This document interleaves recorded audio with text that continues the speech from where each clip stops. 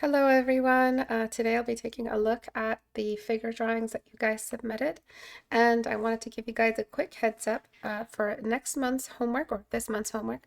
You guys will be adorning these figure drawings with fabric studies. The fabric studies will be entirely freestyled, so no references can be used. I'm sorry, that's my bird. No references can be used for the fabric studies. They must be entirely engineered from imagination. So every one of these pieces that you guys submitted, you will dress them with fabric. The fabric studies will have like a minimum requirement that I'll describe for you guys after class and submit it to the assignment announcements. Excuse me. And it should work as the next leg forward, kind of the next step forward. After studying figures, you'll see that there is a lot of mirrored anatomy in the anatomy of fabric studies. Figure drawings and fabric studies are in the same, let's say, mechanical family, not so much the texture family, but you can also say a lot of the skin folding and the way that the body exhibits cylindrical contours are very similar to the way we have folding and contours on fabric. So I, in my mind, consider them in the same family group on a lot of the structural levels. So you guys will be dressing these in fabric studies, and the fabric studies must show gravity. They must show a minimum of 10 folds, and I'll be describing all of that for you soon. So gravity and the pull of gravity, folds, as well as one more thing. So you're going to have gravity, you're going to have fold variety. All right, so a minimum of 10. And then you will have movement and the influence of movement or trailing the movement behind or any kind of collision or anything like that that you'll see. And some of you guys picked very, very open gestures that are very active. So you'll be using figures, the figure to map where the movement of the fabric could have gone, as well as one last little thing, which will be the the environmental impact of any kind. So any kind of breeze that you want to include. And so I want to see all of this in your planning. The gravity and the pull, we can call that environmental. The fold variety, meaning I want to see larger folds, smaller folds. I want to see stacking. I want to see jumbling of folds and the drapery of folds. I want to see stuff like that. I want to see how folds can be folds of tension versus folds of relief and release. So you can, find your way around those, decide which ones they are. You may not use a reference in that you are just copying from a reference. I really want you guys to engineer these folds, really think about how they are being carried, where the anchor is of the fold, where all that will be. But I will describe all of that for you guys in our announcements text channel, but I wanted to give you guys a quick verbal rundown of how what I expect for class. All right, so let's start with this one. This one I was looking forward to getting a look at, and I've been tracking your critiques for each other. A lot of the things I mentioned you guys have already seen, and this is why I'm always stressing that critique is so important, because it shows you what you know while you're teaching, while you are critiquing, which is a form of teaching. It helps reveal to you things that you may not have noticed about details, and it gives you a lot of confidence. And then there is also the fact that there are some things nobody else saw but you, and you have to believe that you are capable of seeing these things.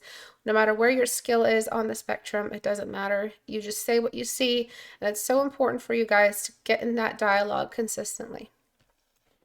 So in order for the artist to really take in what's happening on a structural level here, you have to be able to adjust your background to give you the right range for your values. If the background is a medium value background like we have here, you can see how hard it is for me to, how hard it is for me to lasso it. And that's because the background value is far too similar to your midtone value of the figure. So why is that problematic? So figure drawing goes right back to the most essential foundational knowledge, foundational study you can do as a student of art, which is the form study environment. When we study forms in their naked state, what we are studying is their interaction with the light environment, meaning that these shapes, these objects that are suspended in space are visible for some reason. Why? Because of the light environment. They're visible because there is some kind of light moving around in a scene, a space that is three-dimensional, that is being interrupted by the harder object. All right, so air is not the object is not the air. The air will carry all of that in that volume of space inside it. The light will travel all around it, that empty space that is occupied with the air. And then there is the hard object, the object that is not see-through, which is the object made of everything that makes the human body. And so that object is opaque and it stops the light. So in order for us to know, based off that object's surface color and complexion, what exactly to do with it, we have to know what this environment is doing. So this environment, it's pretty bright. She's got some kind of direct spotlight or studio light on her. So you'll expect a lot of harsh transitions and dark colors. Lots of ambient occlusion. This is some kind of studio light in a dark room. This isn't an ambient light being diffused by an outdoor super light like the sunshine or sunshine through clouds. So that's you getting to know your light environment. And so when we separate the object from its environment, and so let me just see if I can just grab the object. And then we darken the scene accordingly. So let's just darken basically the environment behind her. What will happen is we will see that you actually hit the right level of values for most of your highlights and midtones. So the issue that would have, where would this have led? It would have led to you heightening the brightness of your object just to be able to bring out your contrast, where in fact you needed to go darker, not brighter. So usually students go for an extreme in highlights in one direction or another, depending on, their tastes. So when you have a background that's gray, it's kind of like a no-go zone for a lot of students. They're like, I'm just going to leave the background gray. I usually see a lot of studies look like that. I'm just going to leave it like that medium gray, even though the reference is right there telling you it needs a darker value to pull off this contrast.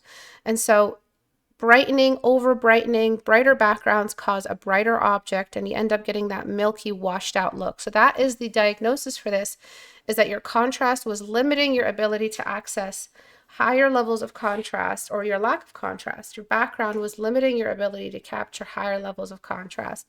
And in being limited with your contrast, you are limited with the actual form you're representing. So the figure suffers.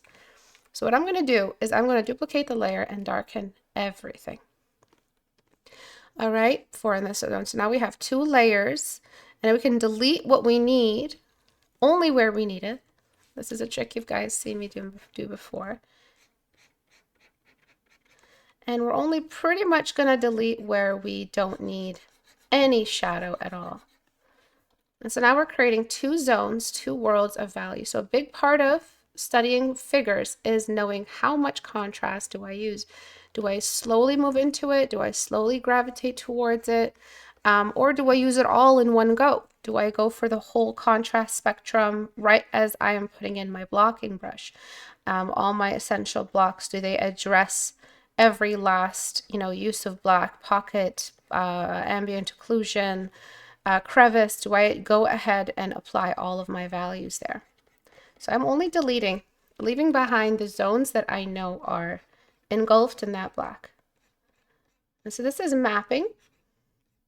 And what you're doing is you're creating borders that cannot be crossed.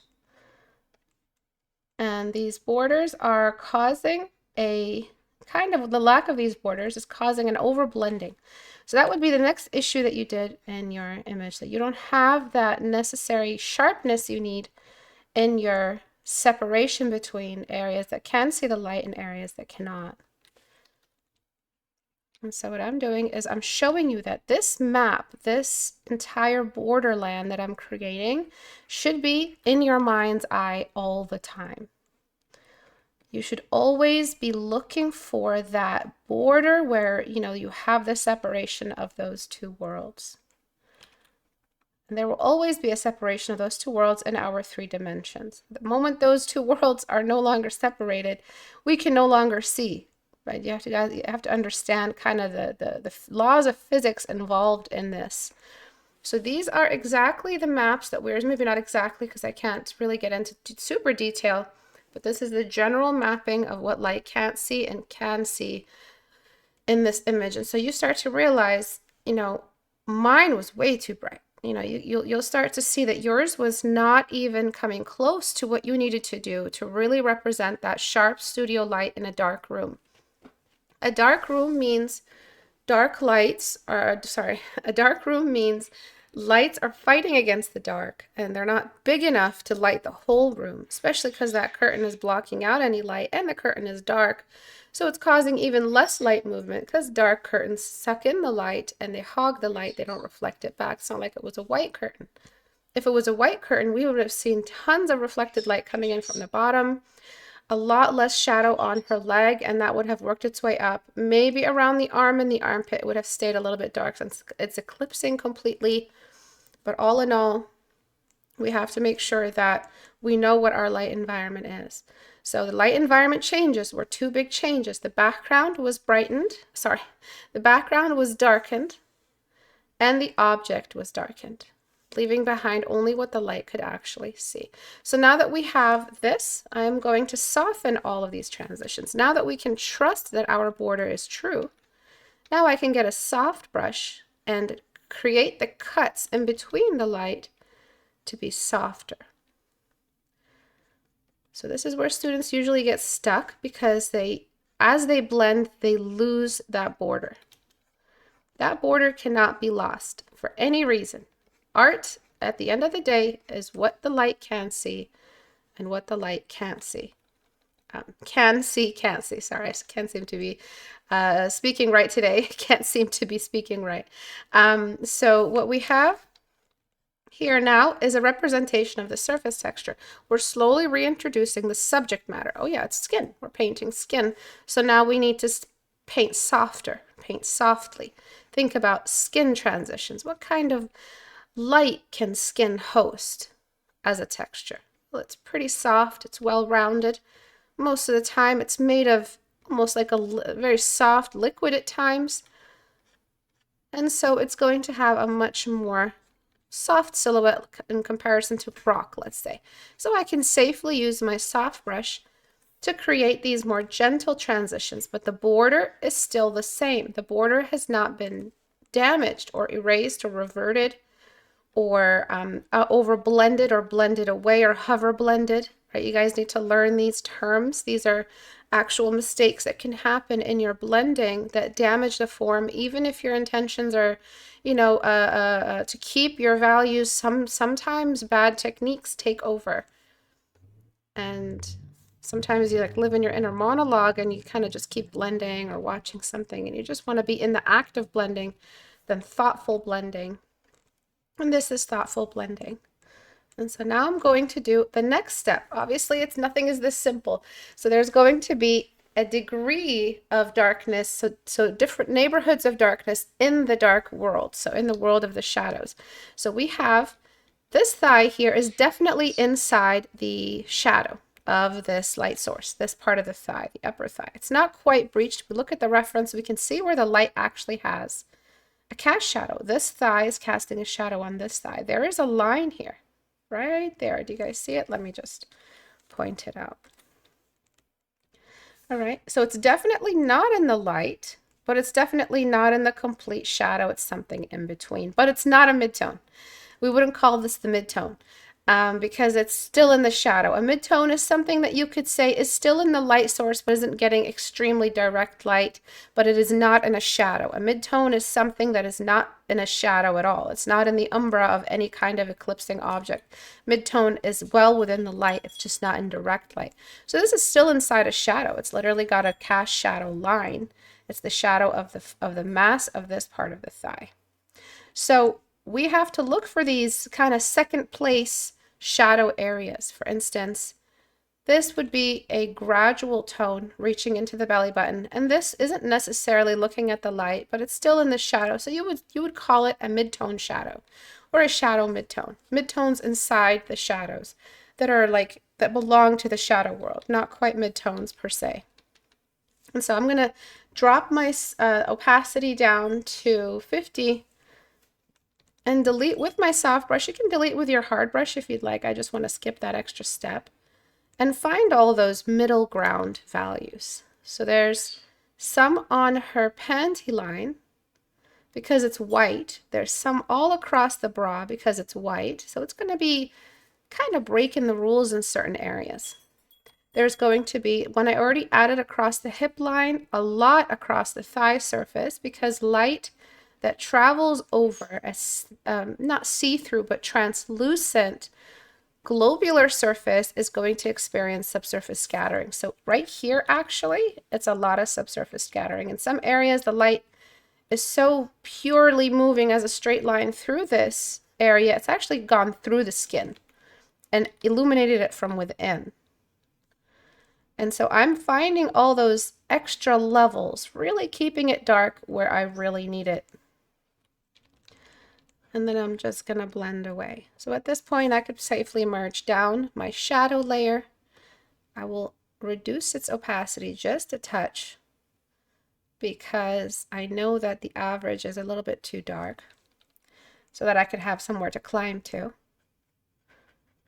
when I'm really ready for those dark values. And I'm looking for all of those midtones now. And there's a bit of bounce light off the panty line on the thigh right there. So all those areas of bounce light, subsurface scattering, ambient, kind of like an ambient light as you climb towards the peak of something, but it's not directly in the light. All of those are going to create that second place shadow midtone. But again, it's not the midtone you guys already hear about, the midtone of a sphere or anything like that. That's completely different. That's like in the super basics of form studies, shadow, midtone, highlight, you know, that's a completely different value. This is a value within the shadow world. So we call it a shadow midtone. Not everything is pure black where light can't see. It's in grades because there's still plenty of light bouncing around in the space to cause grades of shadow. It's not do or die in the world of physics. Sometimes there is shadow, but it doesn't happen all at once at the same time. Okay, and then we're going to try to find some areas that really need that sharpness I talked about earlier. So your edges are too soft, meaning, like, take a look at this. All right, you can literally see where your brush needs to go. Do you see that block? Do you see this block? These are harsh blocks that can definitely be mimicked with a blocking brush right in those areas. There is nothing that you need to work slowly towards or something that you have to dance around for too long. You literally just get your block and you create that sharp tone where you need it. And everything else can just deal with it. Everything else can get cleaned up when it's time to get cleaned up. You lay that block down and unapologetically create that edge that is required for that material overlap. You don't need to apologize for blocking. You just block what you need to do. You just do what you need to do. All right, so that overly apologetic way of blocking, meaning I'm going to block with a little damage, is actually a detriment to what you're trying to do here, which is represent this material. So that I'm going to just blend it out.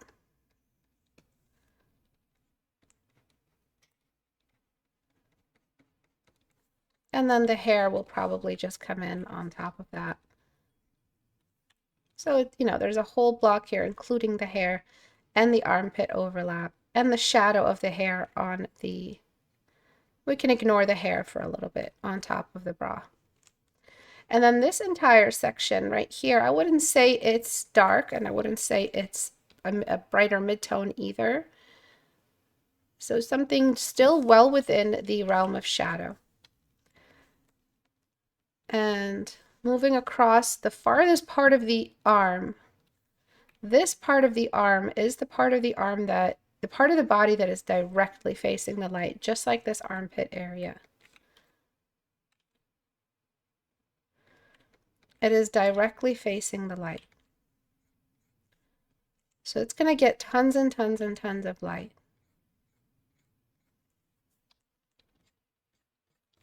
And this bounce light, you see how it's a little bit more peachy?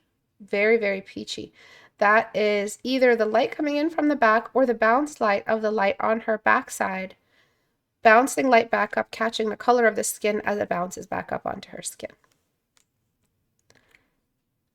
And then for the ambient occlusion that is completely black, I really recommend doing some radial shading studies because those will help you have a bit more courage with the pure black that you use. The way you use the black is the way it actually operates in real life. So you're basically creating a crevice by radially dropping your values, sliver by sliver, using the opacity advantage. So I am letting my opacity auto blend its way down towards the deepest part of the crevice, meaning that I've used the opacity to my advantage. Let me do it outside of the image with higher opacity so you can see. I'm stacking the values so they actually look like, you know, folds of a book. And that's exactly what's happening here.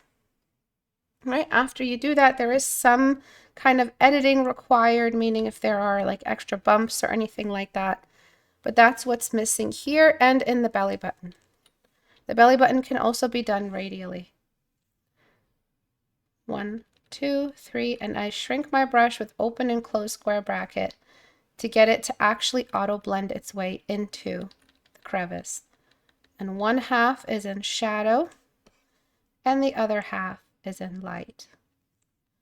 And you just have a more believable belly button, more believable crevice, eye crease, eyebrow, hair, anything that requires for you to gradually get darker and darker towards the deepest point or the darkest point.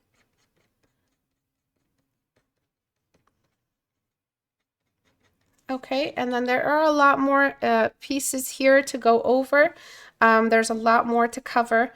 I won't be able to cover every last muscle bump in the critiques today, but I hope this gave you a good idea of what was missing moving forward. So you have some blending required. You are painting skin, so you need to start using your blending brush a little bit more courageously. You are blocking the mechanics of the human geometry, so you need to use your blocking brush a little bit more confidently. Remember that your photo reference isn't lying to you. It's telling you what the light environment is, what is required for this object to be visible. So let's trust it and use exactly what's happening in there so we can get the most out of our form study. This is an advanced form study, basically. Okay, so let's take a look at this one. Excellent work. Not much for me to improve as usual with Fantasia's work. I believe this is Fantasia's. But there are some things I could be a little bit more of a stickler on. Again, outside of, you know, being really nitpicky, there's not much that I could change. But let's be nitpicky because at this point, you probably are wondering what's left. And so that's usually what an advanced student needs anyways. They're just like, what did I miss? So sometimes when looking at an image like this type of anatomy stretch right here can feel a little bit empty. This space right here. It can feel awkwardly empty. I'm not sure if you noticed that yet. Let's flip the canvas and you observe with me as you're watching. And you can also DM me after this or message on the open discussion. Do you also feel like this area feels a little bit empty, even though you used your reference? What is causing this kind of awkward dead zone in this space that you might be experiencing, even though the reference is showing it? So advanced students have to understand something at some point or another. You can leave the jurisdiction of your photo reference. You don't have to use it for everything. So what that means is, and good job reflecting exactly the light environment that you see in the photo reference. The piece before here is that's exactly what I wanted to see. So I'm just trying to generalize the lasso here. So outside the world of your reference, there are things that can happen that once you do them, even if you were to apply them onto your reference, they would still look good. So we know that in this particular photo, maybe it's not a great photo. Sometimes it's not a great photo. It's a great photo, but I'm saying sometimes a photo is just not really doing what it should be doing, optimizing the most believable landmarks of the face, or the landmarks of the body, letting shadows reveal the best parts of the anatomy. That's really what I mean. Sometimes shadows are so awkward. The photographer never picked up on the tangent or the weird shadow or the empty space or the need to adjust the light just a little bit so you get more detail out of the shadow. I'm not sure if you guys have ever seen I'm sure you guys have seen my critique hours, but there are times when I'm using Portrait Studio where I make the light a camera light. It cancels out all shadows. Not a great way to take photos. They usually take photos like that for like pharmaceutical, advertisements or magazine pictures. They try to get rid of all the shadows. No artistic shadow use. So sometimes photos don't really set you up for success as an artist, because once you turn your image into a drawing, you fall under these different rules. You are no longer forgiven the way a photo reference is forgiven by the human eye. You are judged in a different standard, and people will say this looks unfinished, even though you copied the reference exactly. This is an advanced concept. So a lot of artists don't deal with this until their skill has really been polished through, like Fantasias. And you start to see, okay, even though I copied it, it just looks like a dead zone where I forgot some anatomy, even though I copied it. So what you're going to do is you're going to know where the skeletal structure is, and you're going to add a selective shadow where you believe the light would have gone had you been the photographer and had control over the studio light, to allow some kind of shadow to sit here. To prove that this shadow would actually benefit this photo, I'm going to apply it to the reference, and we won't even notice it's there, and it won't damage the reference at all.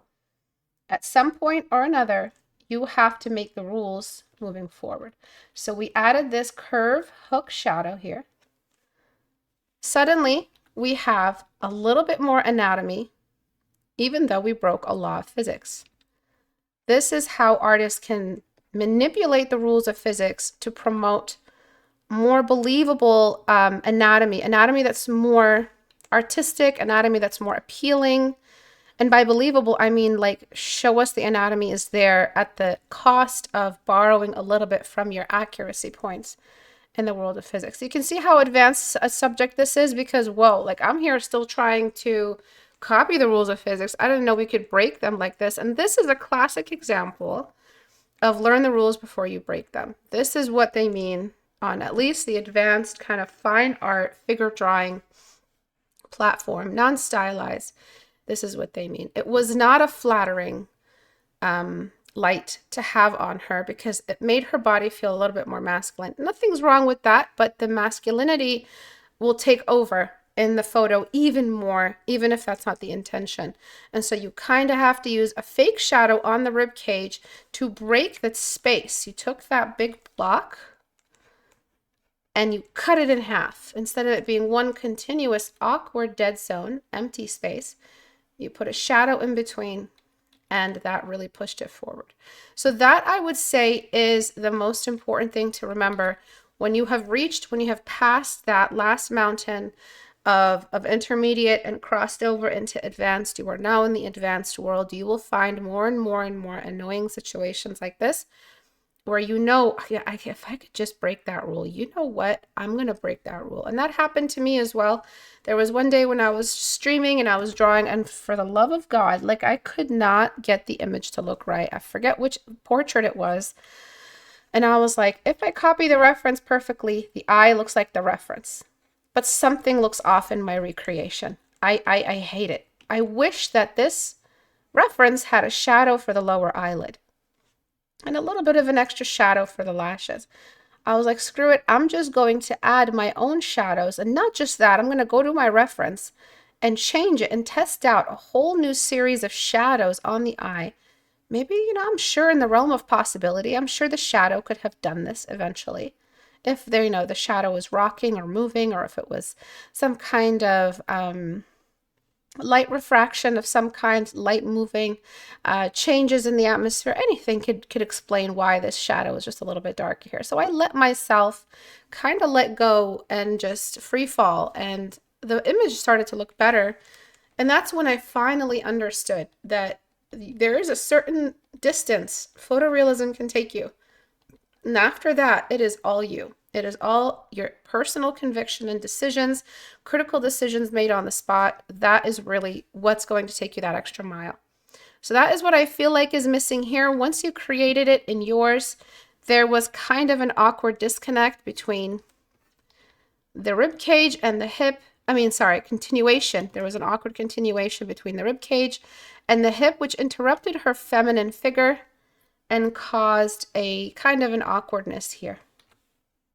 When we add that shadow, we have a more believable interruption that is well within the realm of possibility. The rib cage does end around that point, and it creates a nice separation in that awkward, very, very masculine, kind of like oblique ab situation of a masculine abdomen. And we just disconnected it, and no one is the wiser, and no one will be able to tell. Amazing work here. I think you'll do wonderfully in the addition of fabric studies. I'm already seeing the drapery as well, but I'll let you guys decide on your drapery patterns. One thing that I feel like is missing is a lot of the ambient occlusion. So you have very, very deep black. This is pure black here. It's almost at the, it is at the depth. It's not visible here. So that is, it's kind of like a big no-no. If you are going to explore the details in this level, the shadows are part of detail. Write that down. Shadows are part of the detail. Deepest black is detail. It's not always taboo. Some of us carry some of those warnings we had when we were younger, when we were still learning, off into the world of advanced. We still are afraid of lines. We're still afraid of shadows and excessive contrast. That's a healthy fear, but there is a point in time where you will have to start using pure black. And though you are using black, I really want to see that gradual, just like I showed earlier, that gradual sliver by sliver application of using opacity to your advantage of the shadow. And then of course there is the cast shadow, which just drapes right across along the back of the cube. So those are things we don't want to skip. I know that you saw them. I know that they were there. You were managing a lot of detail, but go back and apply them for your for your fabric study, final presentation for the fabric studies. And some other ambient occlusion situations here could have been added. For instance, the extension of the fold of the arm. Right here, the skin of the arm kind of reveals the muscle cylinder in that area. And then there are some more extra little folds here, if you can see them. These folds also reveal the shoulder musculature as well. You can widen that brush and use a very, very wide brush if you're afraid of the line. I know I am. And then I would just smudge them out. So they leave a general grain, but they're not taking over. You can add the rib cage, the actual rib indentations as well, with a nice wide brush. But remember that in a character design, if you show the rib cage, you are automatically showing it's just very, very healthy human being. It would not be it would not look like that in the world of your drawing. There are tropes, and showing the rib cage, all those things are not pulled off in the same way if this had been a character drawing. Okay, so I'd like to see these corrections, as well as you guys are building your your fabric study layouts where the fabric will be before you start freestyling your fabrics. I'd like to see mapping. I'd like to see grid lines. I'd like to see you guys really building these the entire relationship between gravity and the pinching and the releasing and the tension of the fabric. So let's see some real planning, not just jumping right into it.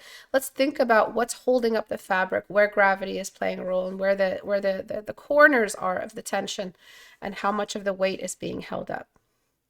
Okay, for this one, we have to go back down to the gesture line layer and work our way back up. So you did wonderfully with managing your values. I see a lot of really, really good values. And this was a pretty complex gesture. But there are some things throwing off the anatomy that I'd like to show you. So on the anatomical level, we can see, yes, like, the shadow, the shoulders being hidden by the hair, but there is no reason to add extra anatomy. You're adding a lot of extra anatomy and you're missing some essential anatomy. So when you look here and you try to summarize, very simple, like simplify this shape, wouldn't it look like an L to you, right? An L with a curved corner.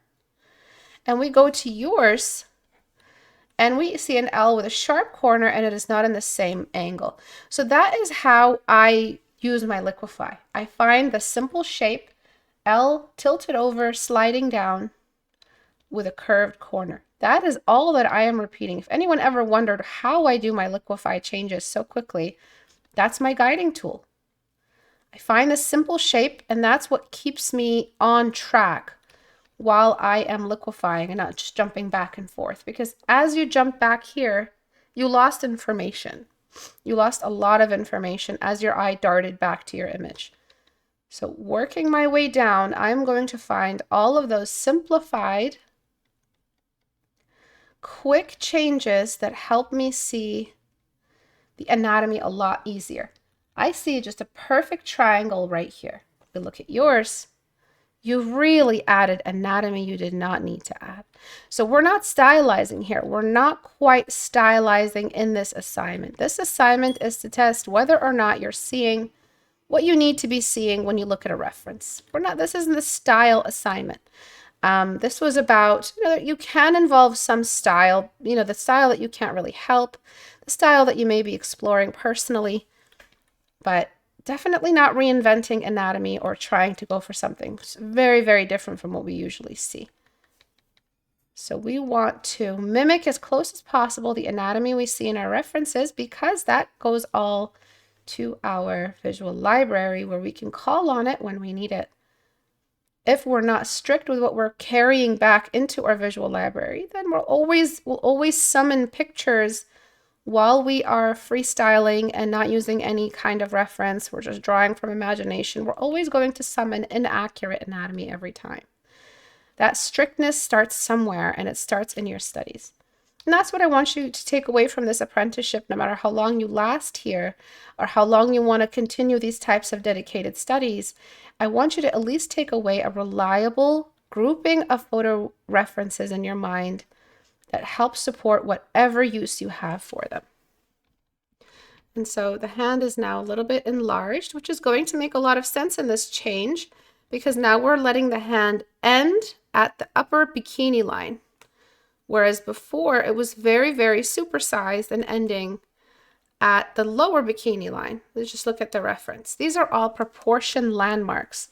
This is what you carry with you into the world of your skill. This is what you keep in your visual library, in the kind of less conscious part of drawing well, the part where you're not really meaning to draw well, you just do it. That comes from repetition.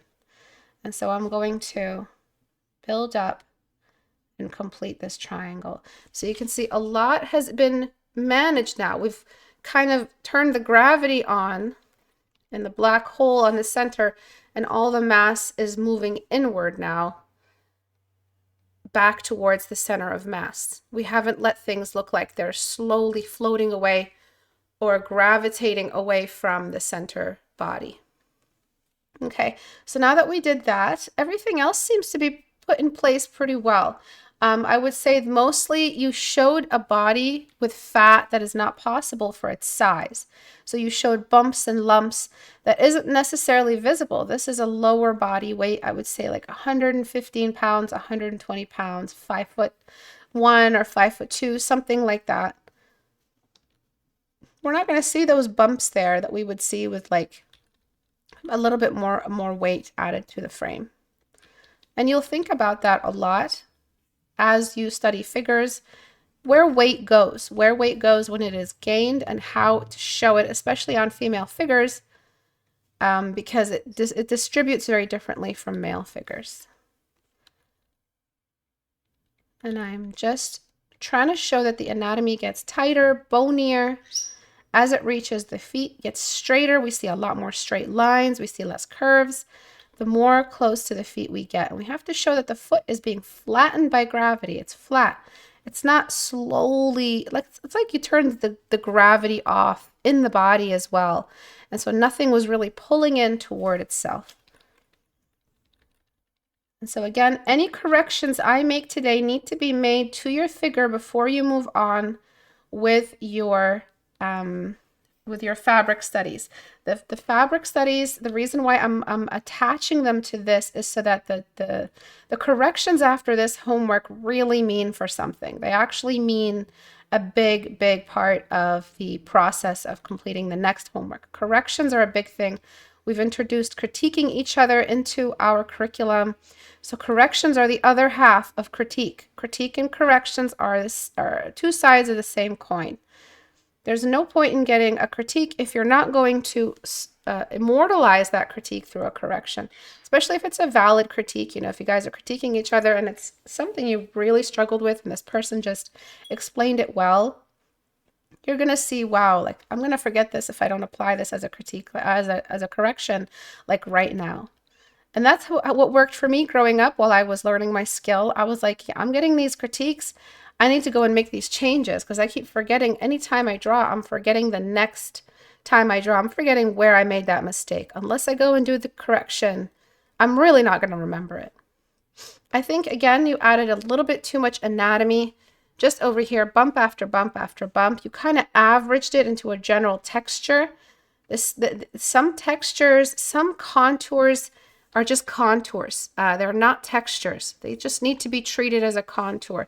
There wasn't many bumps. It was just one bump. It was just one little bump and one little bump. Oh, simplification is the most underrated artistic tool, artistic technique. If you can simplify in a quick shape and a quick reminder, like I did with the L or the triangle, you will not believe how much anatomy is preserved in your ability to simplify. Simplification is a very underrated skill when it comes to working in art and with reference.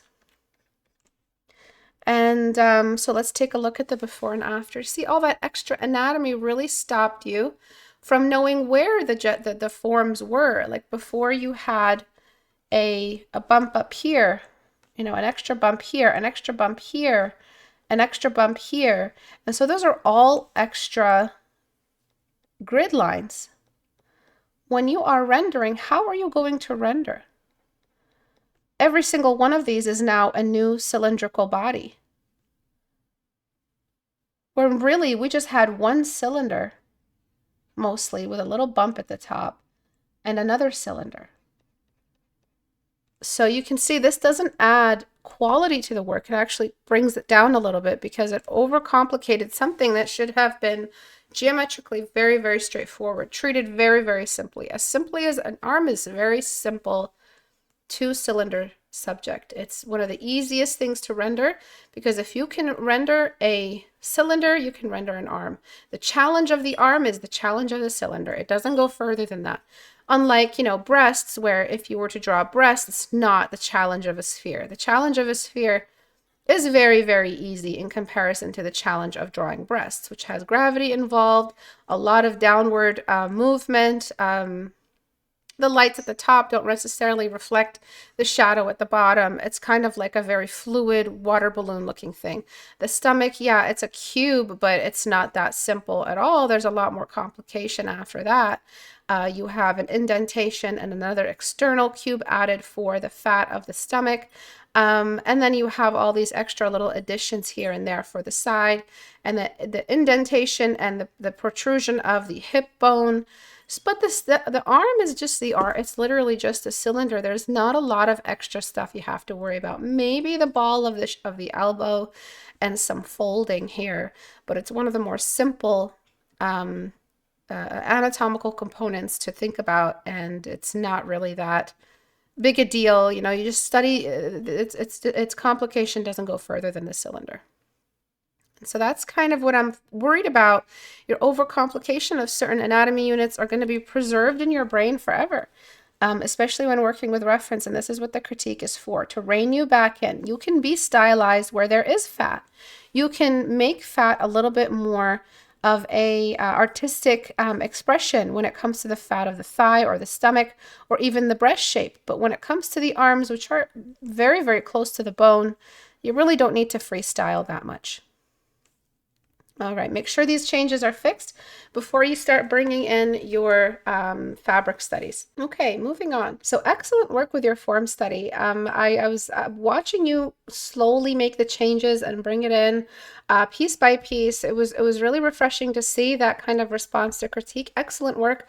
Unfortunately, I can't get into this as deeply as I did last month, since it is last month's homework, but excellent work so far just from a glance. I like seeing these form studies as well, but make sure they are smoothened out. Make sure you smoothen out the surfaces and make them voluminous and conducive to a good form study. Make sure that you are able to really catch the coarse shadows.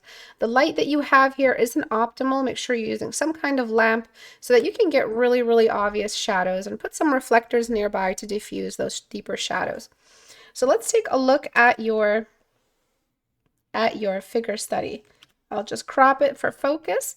So when we take a look at this type of figure study, we can see a very similar issue to what we saw for the very first one, a background value miscommunication.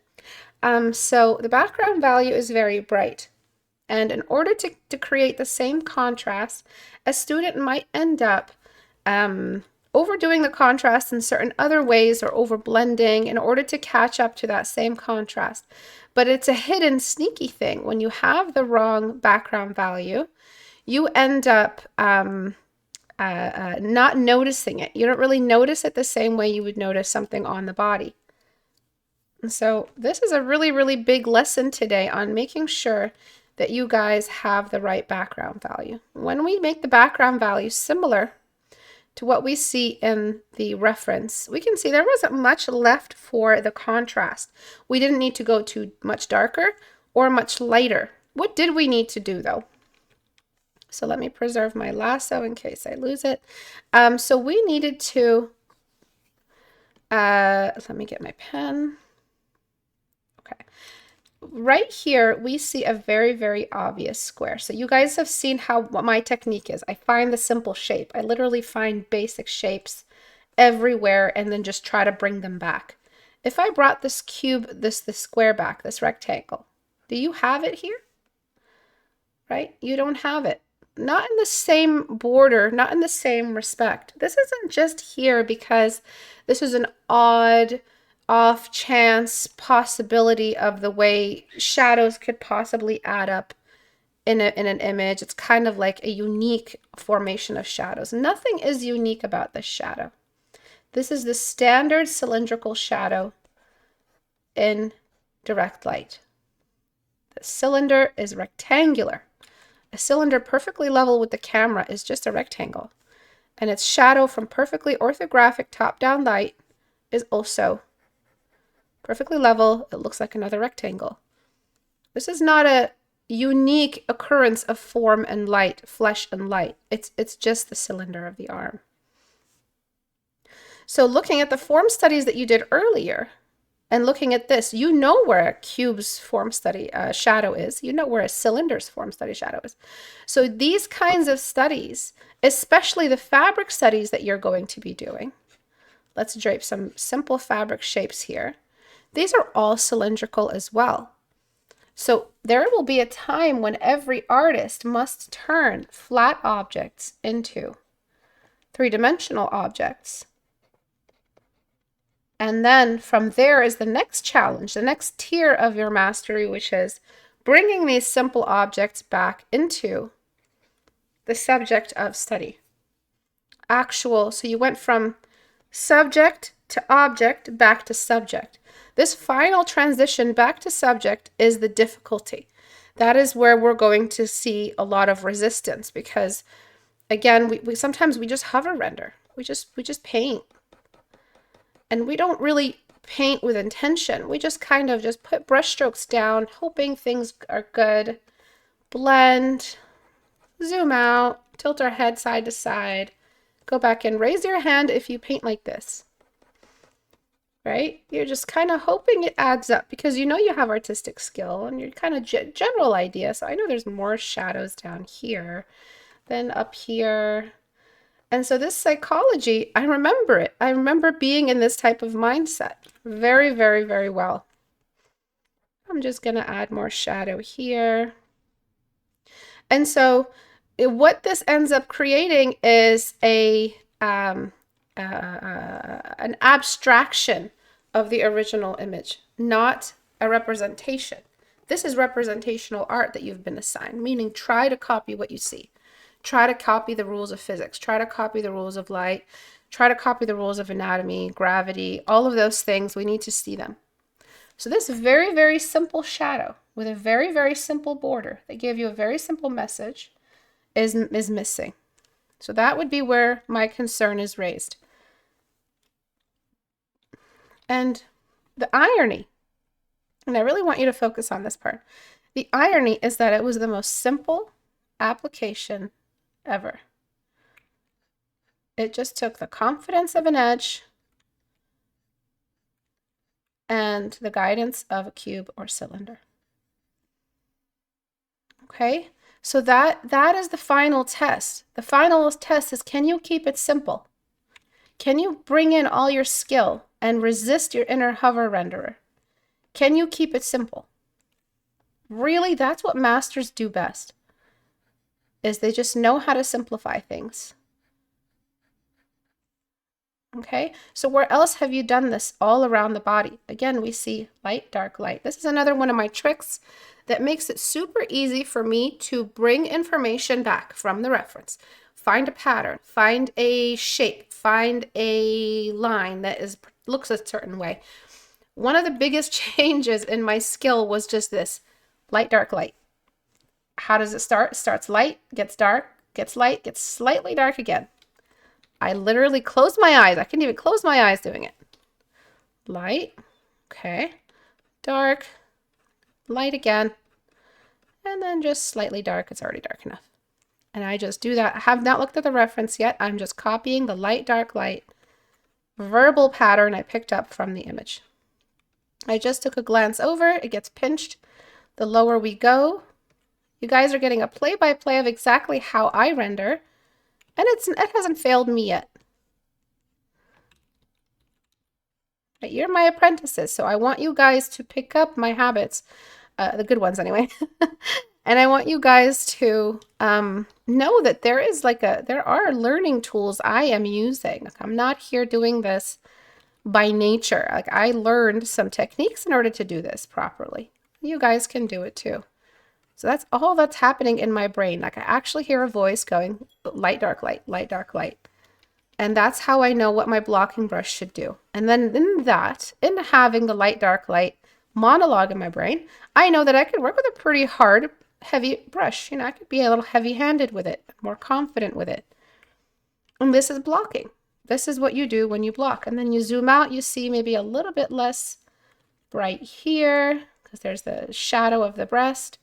Maybe that shadow travels a little bit higher, right into her shoulder, actually. Okay, so I'm going to get my brush and let that travel all the way up into the shoulder. The globe of the shoulder catches some light, and that looks like a big triangle right there. See that?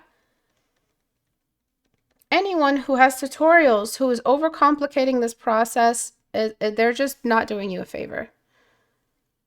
Find those simple patterns, simple visual cues. At the end of the day, we're really trying to understand a skill that our brain has not evolved to do naturally. We never needed this information from our brain.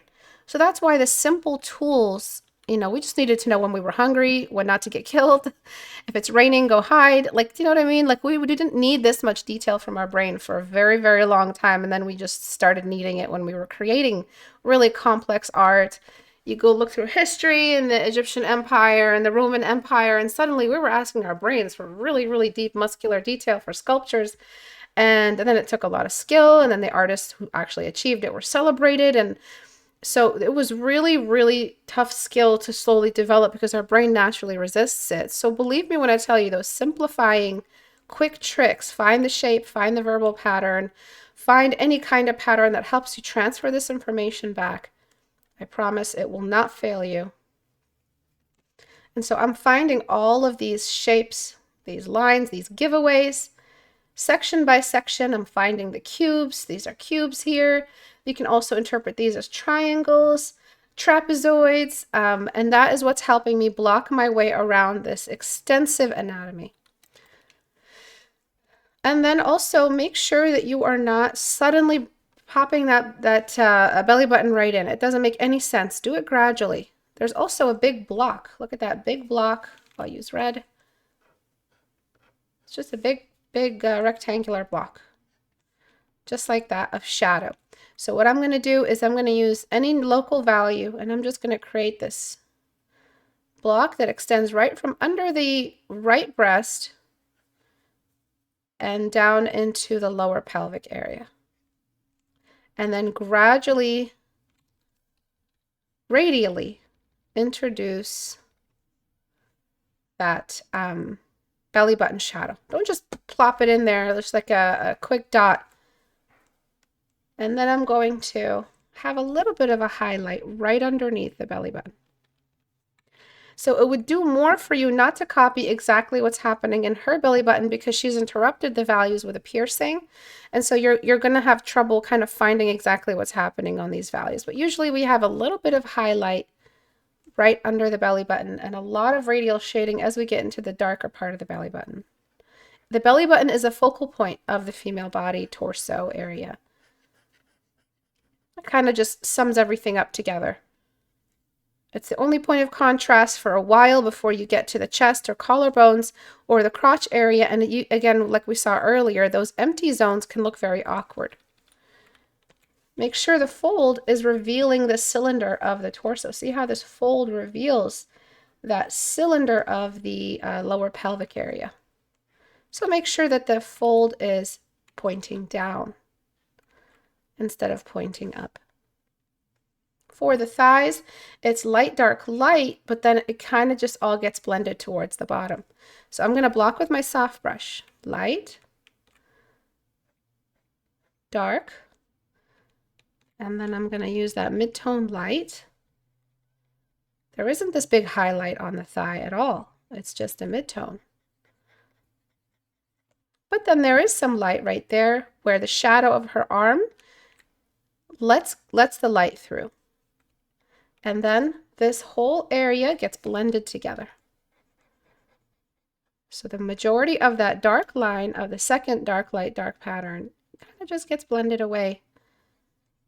Because the thigh is so fatty, a fat deposit, you really don't see a lot of those edge geometric indications.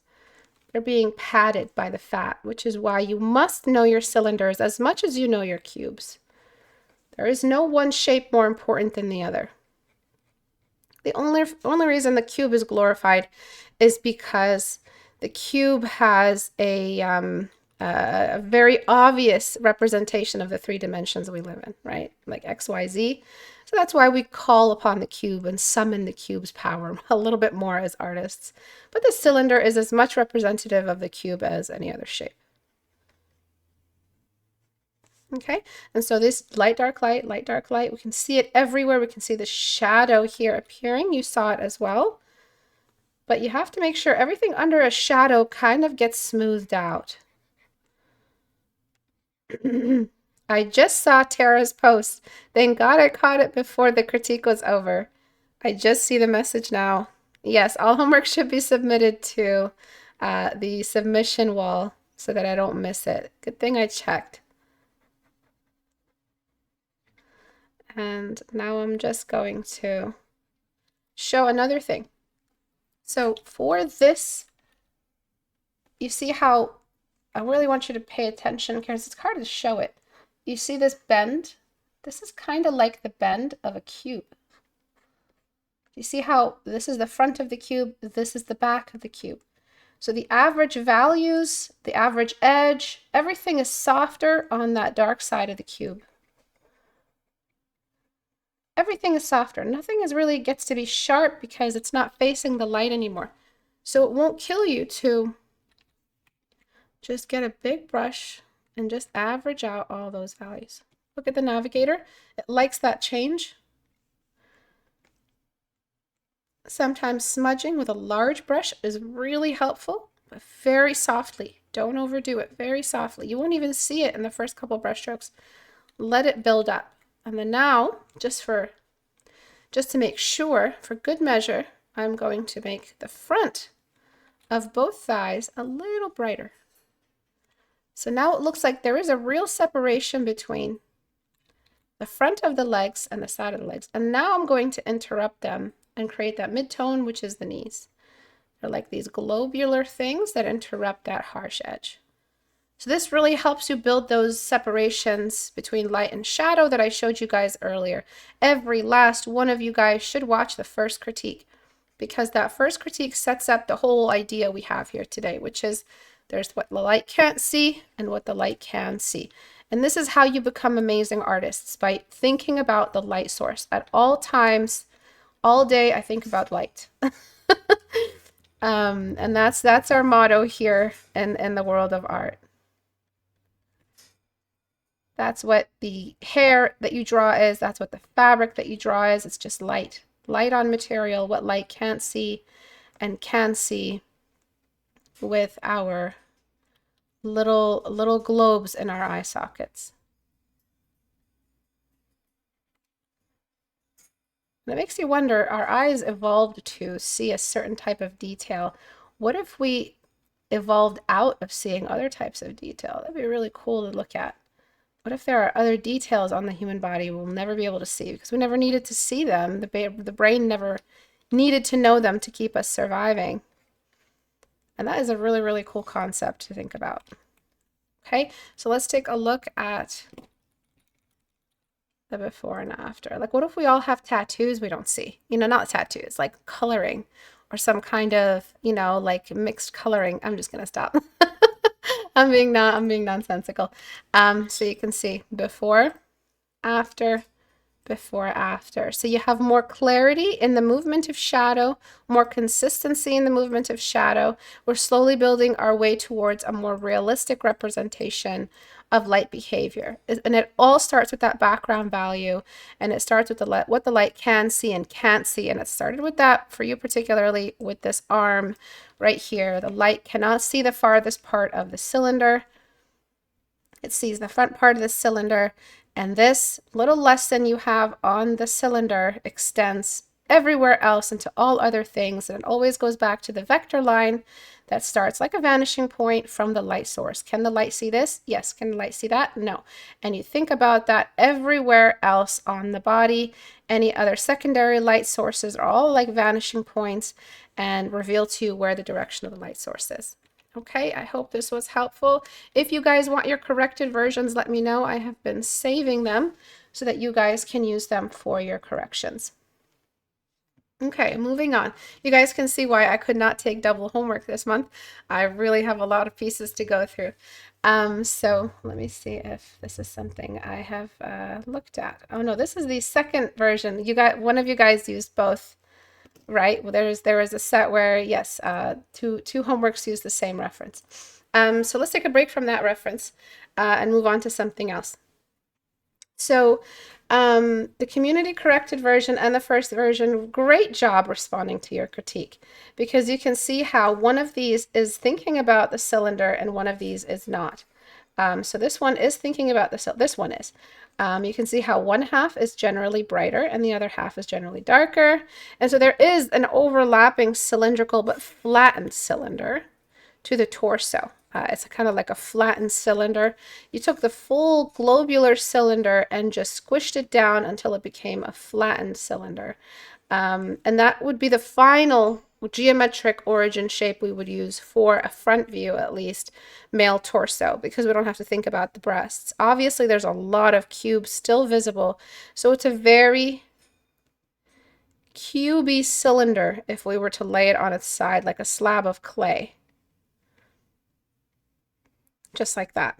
And so though the curvature is cylindrical and the light will move in a very gradual way, shadow will happen in a gradual way, we still have some kind of cube entity left behind, you know, the essence, let's say, left behind on the torso. So great job responding to your critique. That's exactly what I want to see. Let's talk about detail. So you're definitely moving into the world of detail now. You captured the general idea. Let me lasso this. I'm having trouble with lasso today. Oh, that's a bit too much. Let's try for 2 maybe. Okay. So select inverse. We're going to clean up my lasso real quick. So let's talk about this arm that you have here. Sorry, that's my crazy bird. Hey, you're not supposed to do that. Shh. So this arm, let's talk about it. I'm gonna just turn this layer off, okay? And then lock this layer. So if we think about those tips and tricks I just gave you guys, what would you say, and I kind of want you to just answer in your head right now, what would you say the shape is here? Okay, and what would you say the shape is here? Okay, and this value, would you say it's just one general value? There's some slight changes here, like bumps and little kind of nodes coming out, but you would say it's pretty much the shadow where it needs to go. It also looks like the outside is dark, right?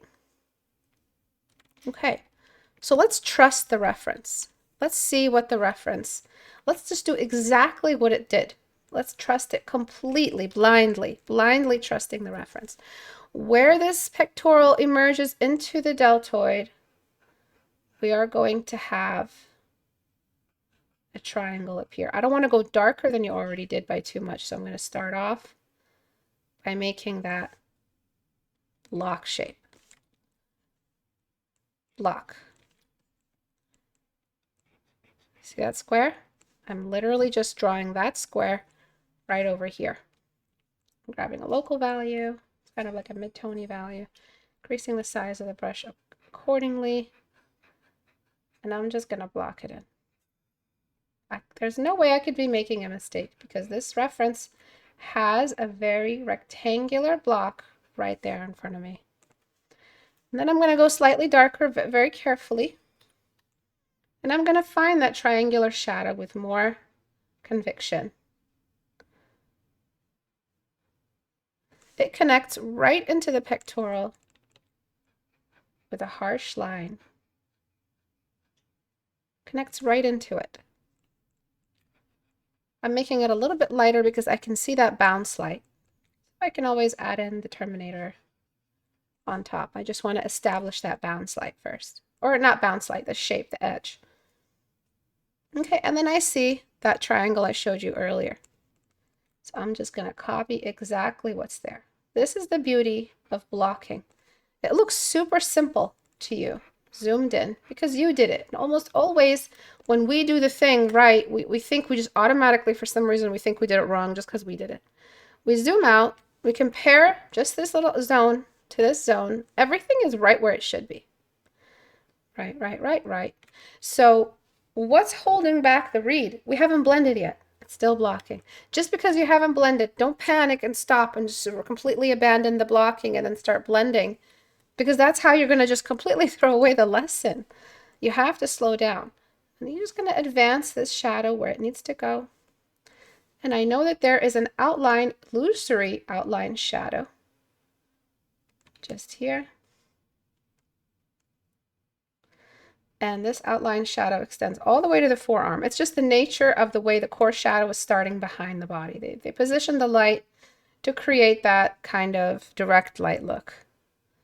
Right, there's the bump of that. All right, we're looking at the reference again.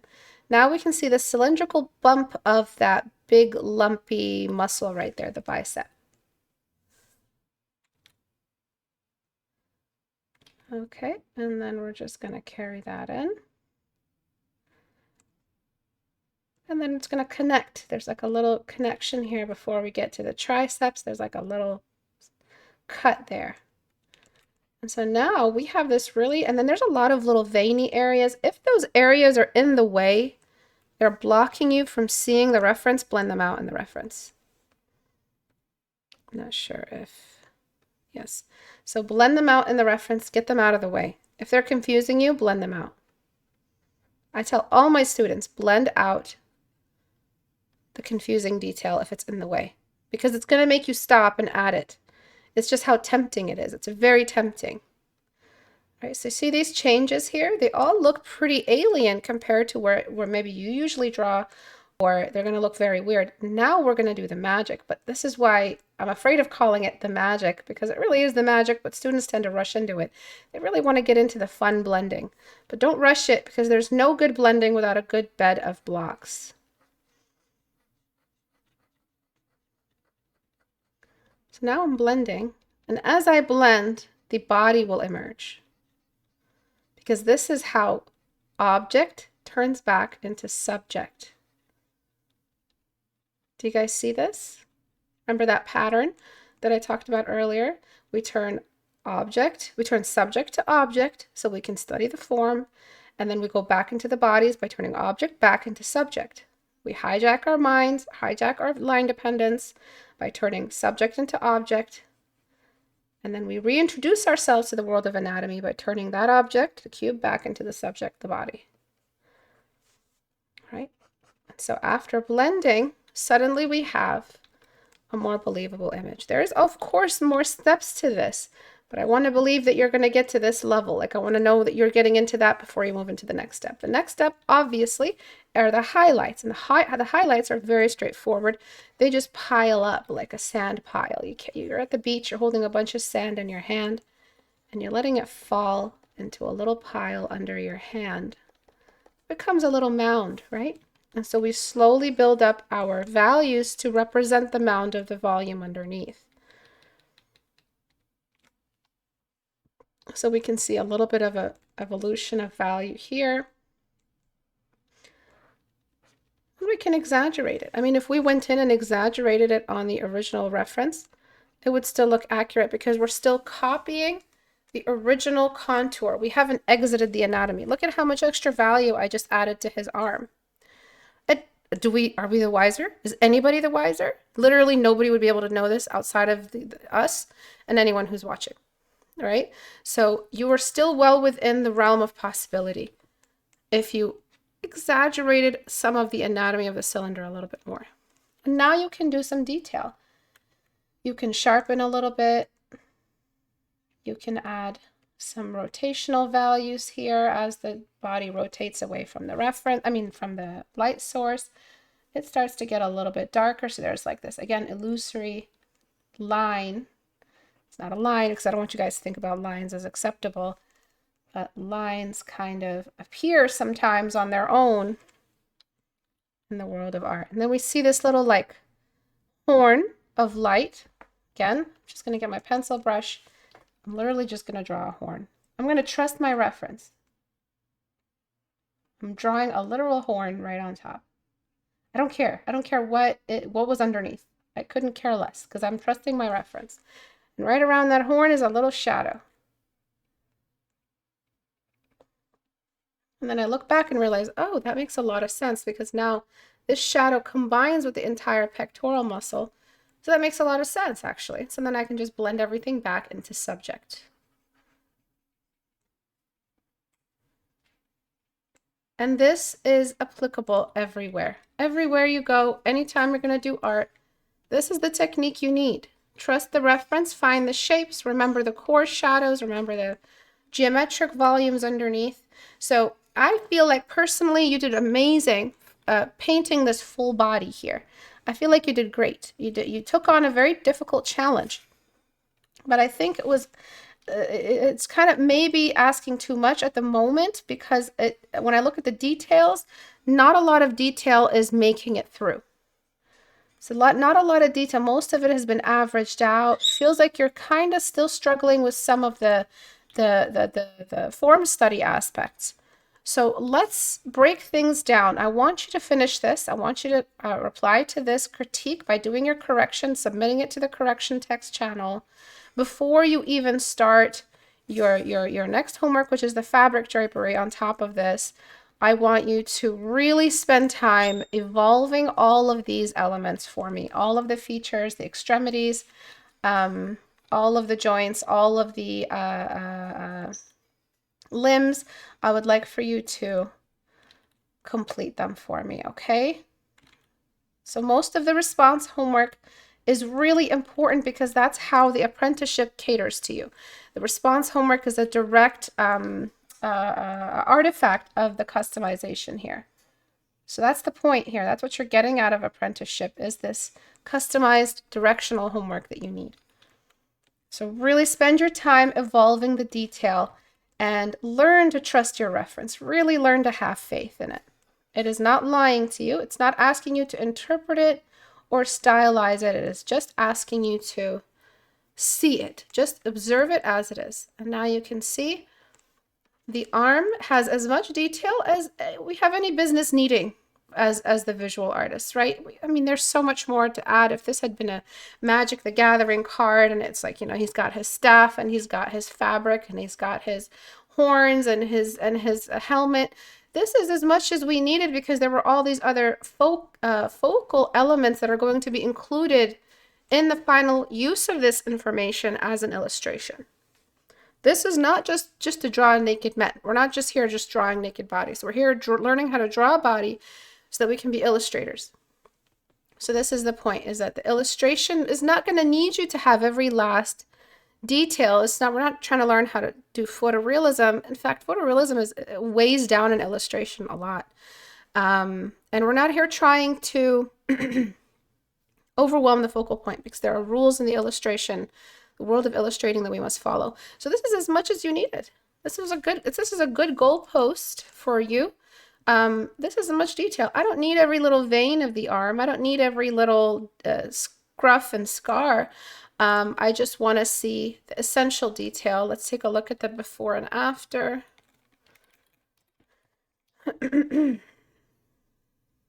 Before, after. Okay, this is all I need from you for your response homework. Just get these shapes down, get these shadows down.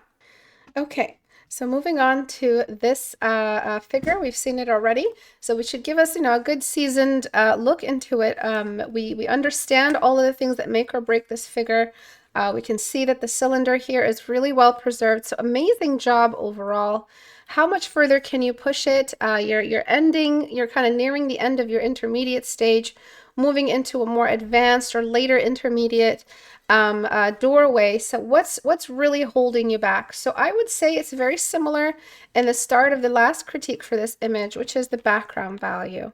So in this image, the relationship between background and skin tone and highlights is very, very big. You can keep it the way you have it, but this brightness, these sharp shadows, very, very sharp value changes against a very overcast type of dim background means that, you know, something is inconsistent here. So what I want to do is just raise the background value to be slightly brighter. That will explain all these shadows that are traveling around the body. And when I say explain, and this is another advanced subject matter or advanced concept, you'll have an instinct for what looks right and looks wrong against the background as you get better, as you do more. The only difference between you and someone better than you is that they've done this many more studies. It's literally just mileage. There's not something their brain can do better than your brain, and you're just not, you know, you don't have the brain for it. No such thing.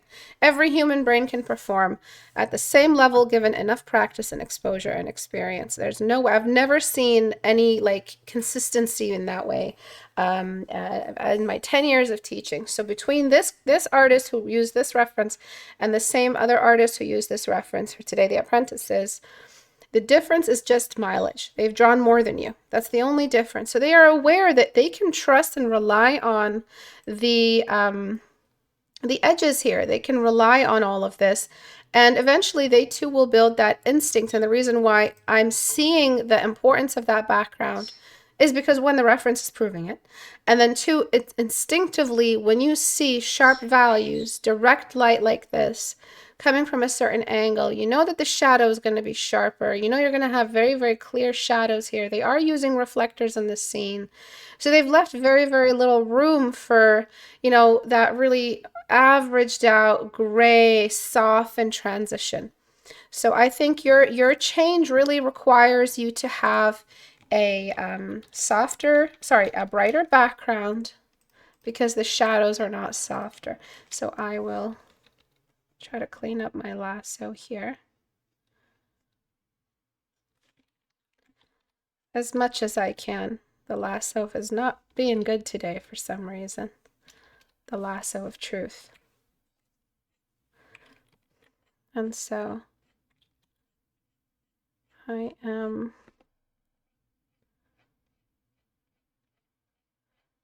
just cleaning up here. So when we look at the change in the before and after, how does it help us evolve the image? Where else can we go now that we have the background in the right spot? We can see that there are values that you may not have seen. So in order for us to be fully sure, even for myself, I'm just going to grayscale the background and then we're going to zoom out.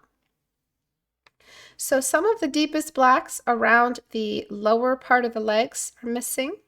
Amazing job with the transition between light and shadow around the thigh and the pelvic area.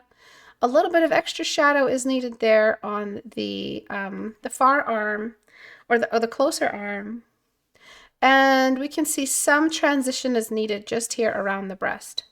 So zooming out and decreasing decreasing the saturation to 0 are amazing tools to help you see things and just push it a little bit further. As you get better, it's going to be harder and harder to improve because there's less to improve on. And so because there's less to improve on, there's less to see, less possibility that someone will catch it in a critique.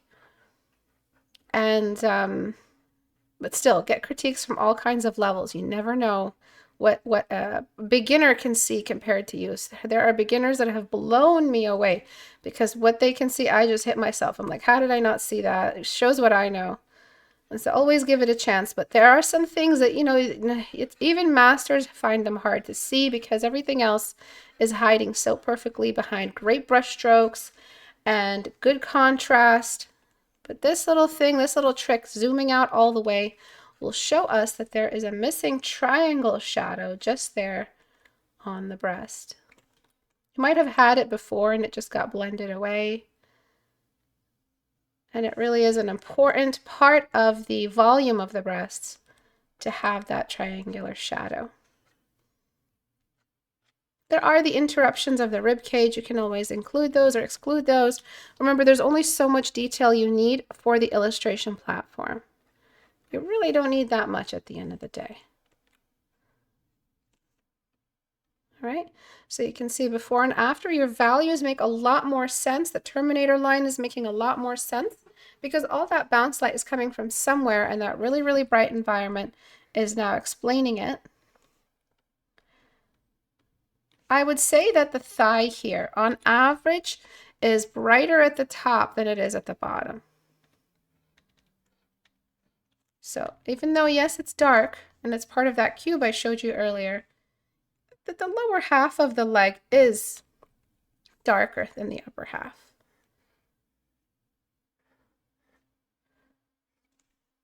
Okay. So little things that you do start adding up. Amazing job with everything though. Not much else I feel like I need to add really. It would just be nitpicking, a lot of that advanced level nitpicking. One suggestion that I have, one piece of advice is never kind of overshow the muscles of the neckline.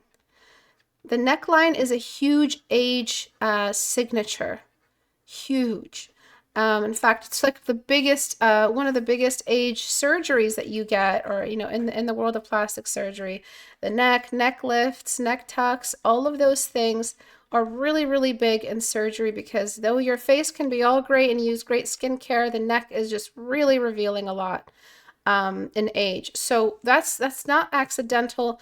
That's because in the world of art, if you have a little bit of extra lines around the cheeks, but if you put that in a drawing, you've accidentally drawn a 90-year-old woman. So why is it in the world of our art can we get away with less? You get away with less because of tropes, symbols, emojis, the way we've symbolized features of the face and associated them with specific groups or age groups. So that's unfortunately the reality. When you show lines around the neck, even in the world of cartoons, this is used, you end up accidentally showing an advancement in age or musculature and a change in gender, or representing obviously a more masculine neckline or musculature.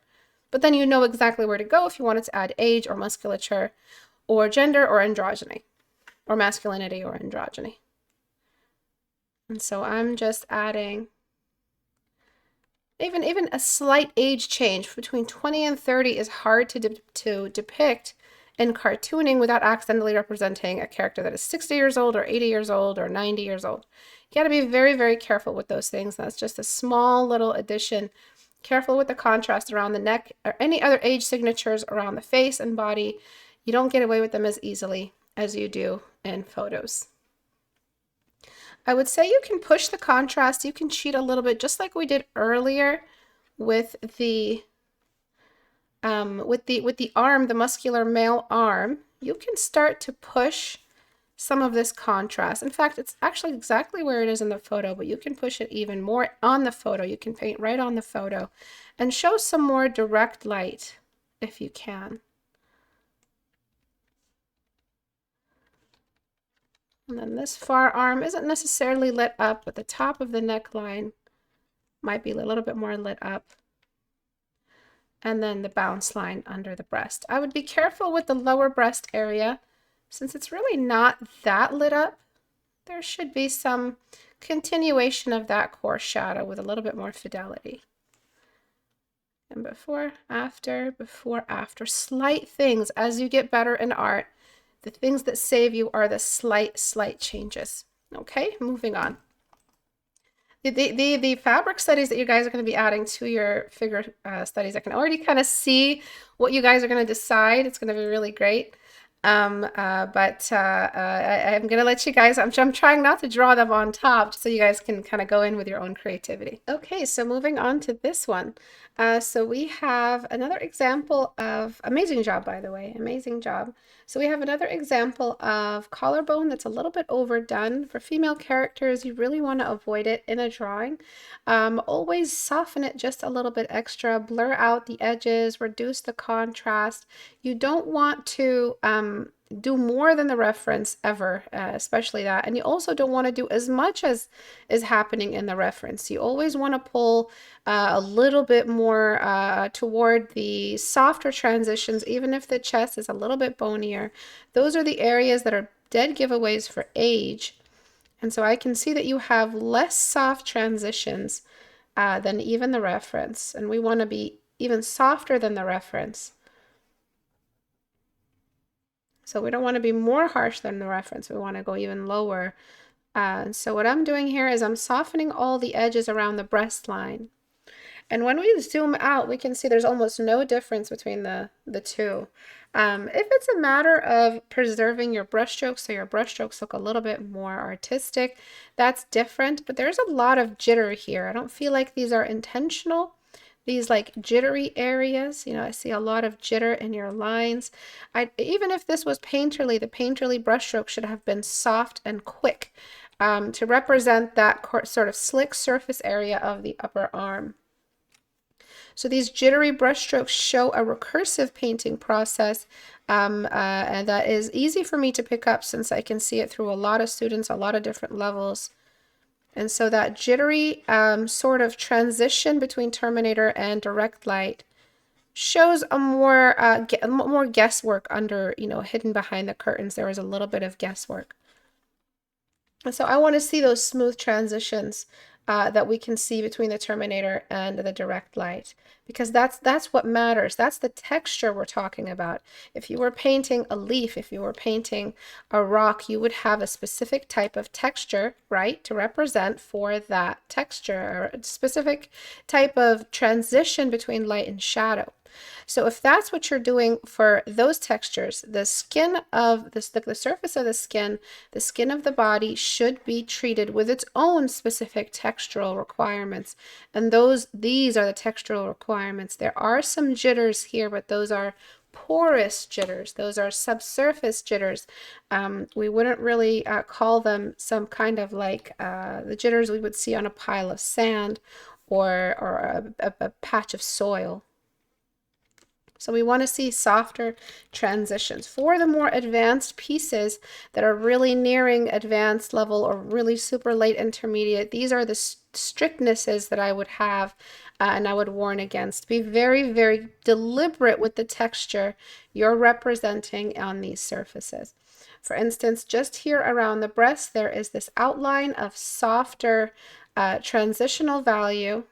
Always use a soft brush for feminine skin or pinup art skin, since the transitions need to be over feminized for those pinups. Even in androgynous characters that are leaning feminine, you want to overuse them a little bit.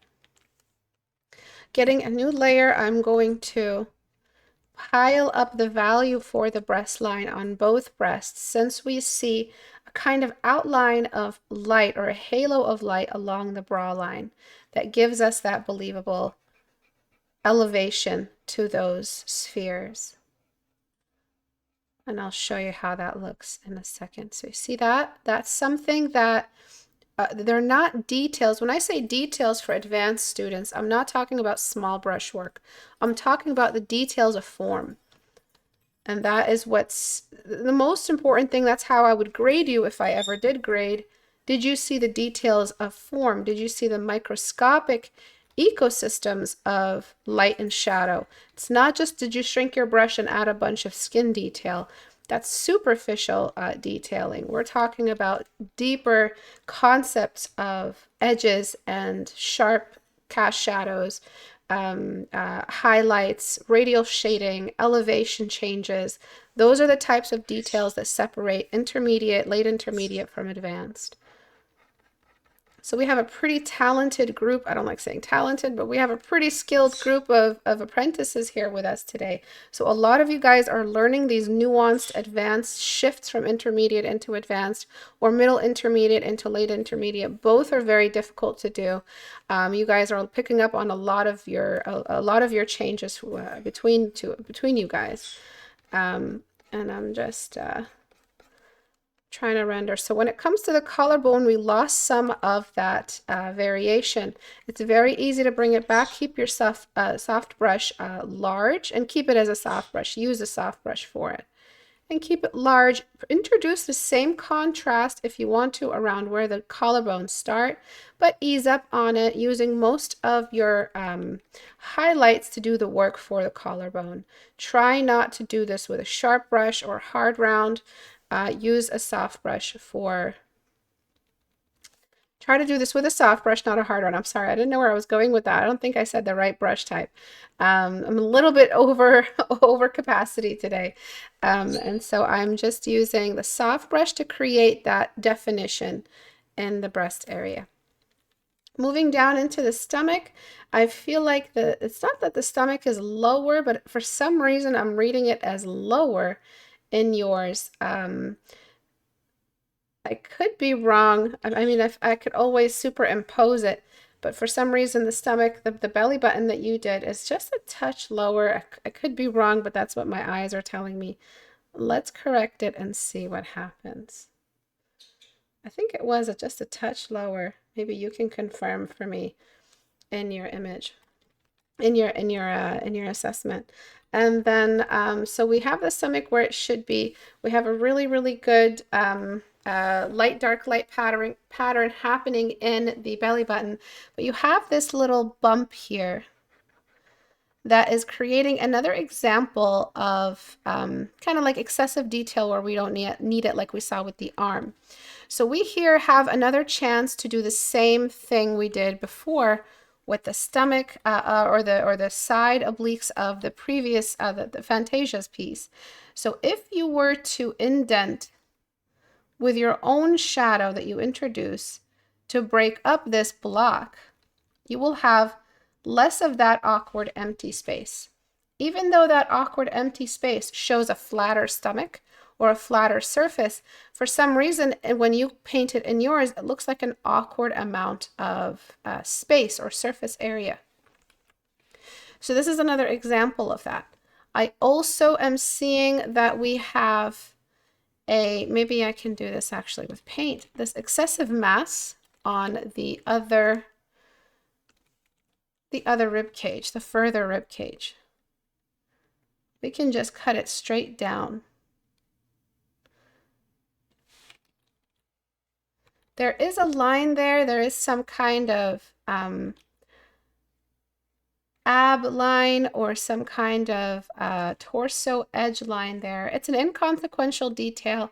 If you overdo that detail, you will drag the eye away from where it needs to go. Generally, the focal point for females and males, this is the focal point line for bodies. Usually, even though thighs are important in the pinup or are important in illustration, it's usually this T-zone that we would call the line of sight. The way we would call it line of sight of the T-zone on the portrait to be the eyes and the nose and down to the mouth. We would call the eyes the main line of sight. So nature is pretty repetitive in the way it distributes detail or symmetry. And then we see, if we zoom out, the need for that breakage in that block line here. So I'm just adding that breakage. And then right beneath the breast line, I'm going to drop the value.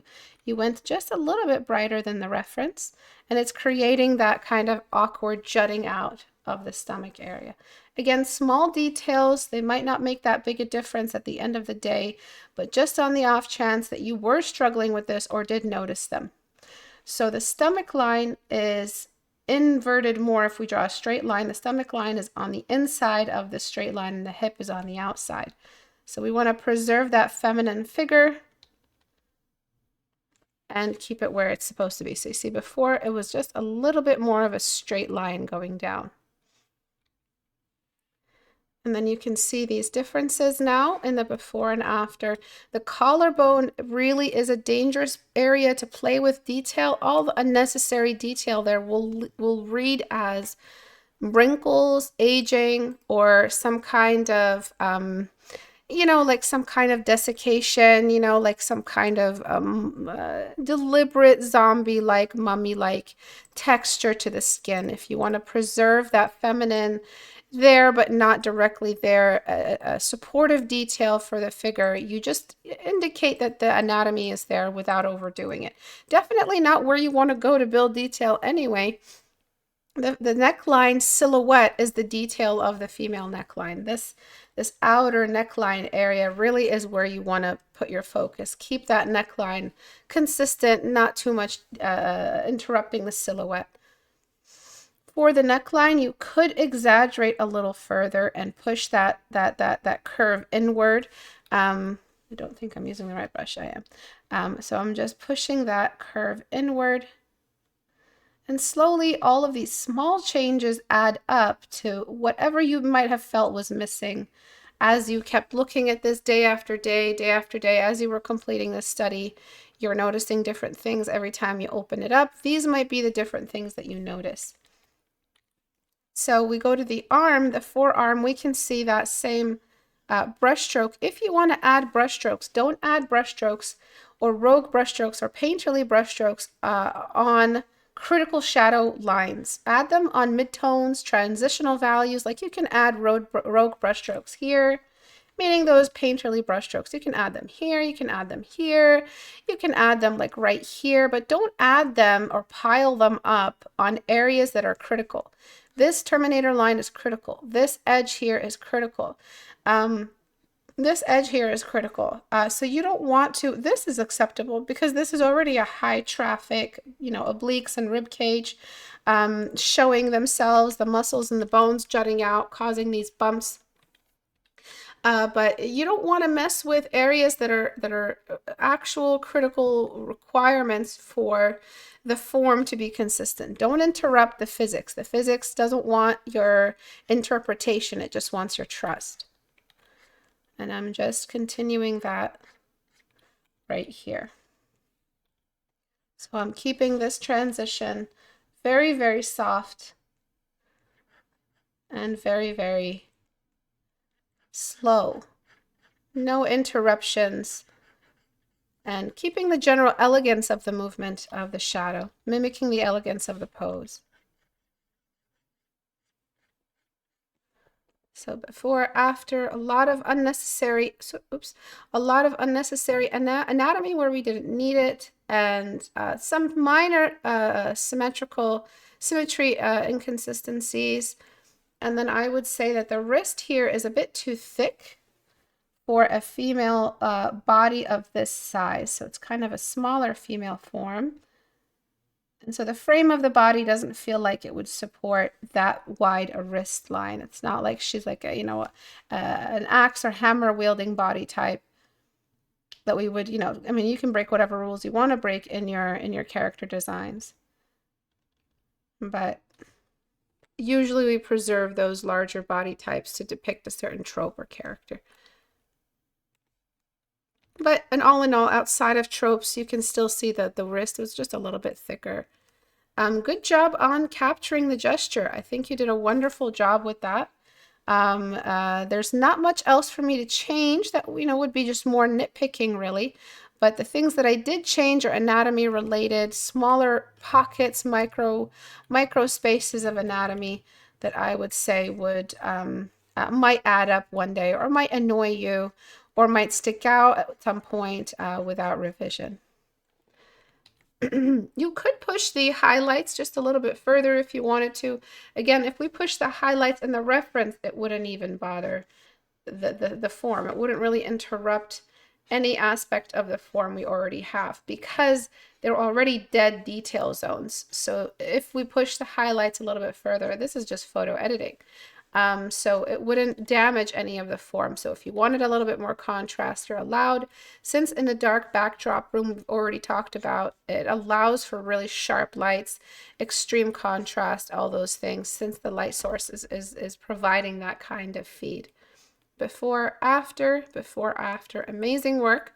I would also be careful with the ankle thickness. I think that you have a little bit of a tendency to throw off the bone density change a little bit. Kind of where bone shows up should be generally slimmer. Obviously, bone itself, when it dominates a certain area, usually we get slimmer and we deposit fat in the wider areas like the upper arm or the triceps or the stomach. But knees and ankles and wrists and fingers generally gain weight the last, and they don't really carry that much weight with them. So before, after, amazing work. I can't wait to see what you do with the drapery. Remember that the drapery is freestyled. You don't use any references. You use grid lines. You map the cylinder. You try to engineer the movement of the thinness of the drapery. It's kind of a challenging assignment, but I believe you guys are up for the challenge. It's kind of advancing the movement of it's not so much diagnostic homework. Diagnostic homework is all complete. I think you've all pretty much gotten to meet that part of yourselves that you feel like maybe the weakest. You've restructured your foundational knowledge, and I feel like you guys are more than ready. So this is the first entry assignment into full character building, illustration building. We will keep dressing up this this type of knowledge and adding more and more detail to it.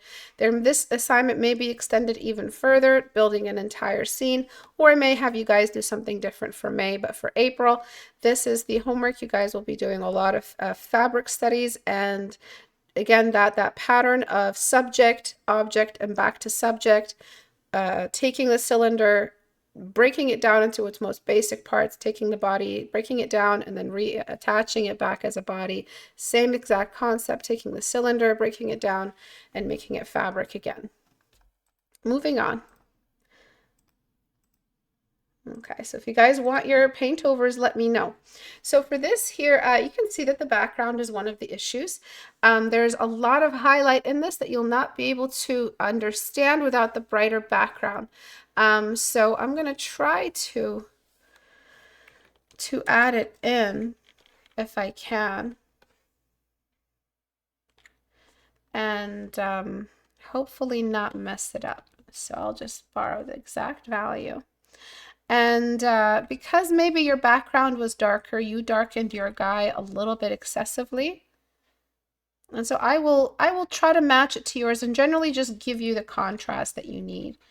And then I'm just going to erase away the excess in the lasso, since I'm not bothering with lasso anymore today. Lasso has been kicking my butt all day. All right, so let me get that lasso. And then as I get the lasso, take a look at this piece, take a look at what's happening. Let me duplicate and merge down. Take a look at the chest line. What's missing? There are some edges missing in the chest line and the chest space.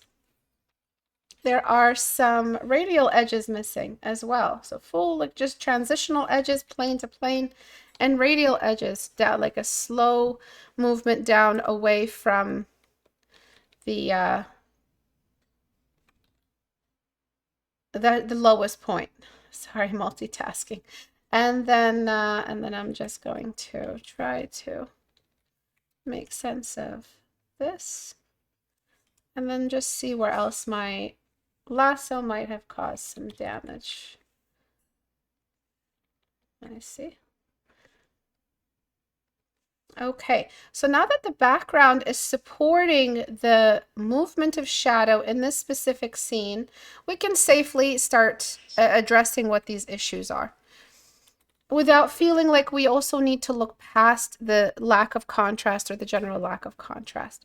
So if you have trouble, sometimes images are overexposed, sometimes they are changed in some ways, take it and mess with the levels so that you can find those maps that I talked about at the start of the critique hour.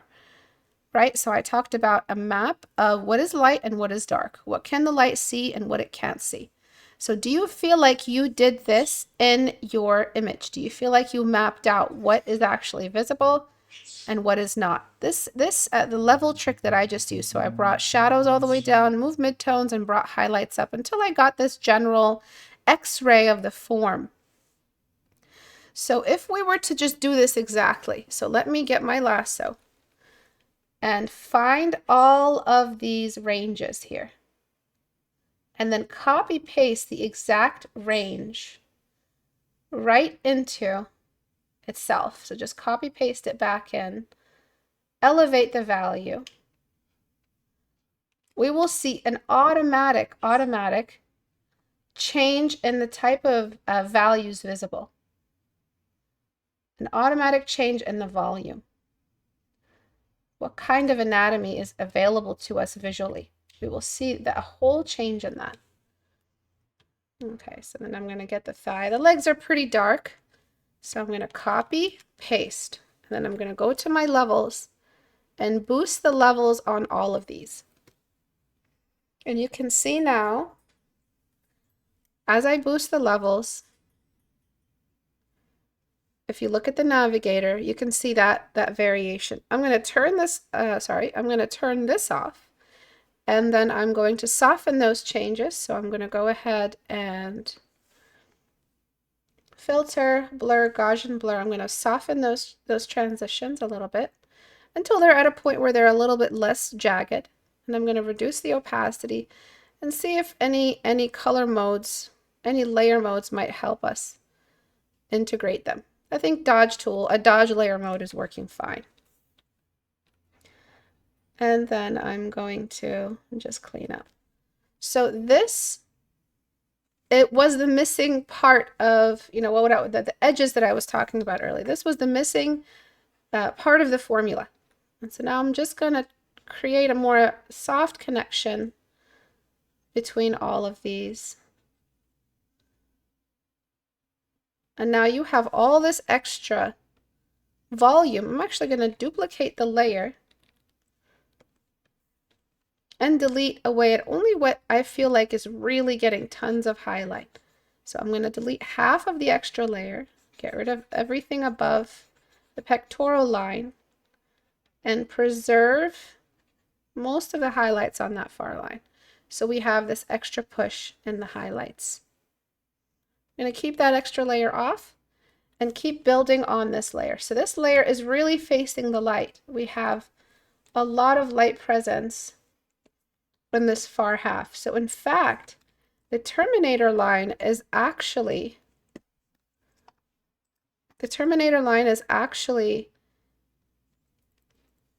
running halfway down the body. See?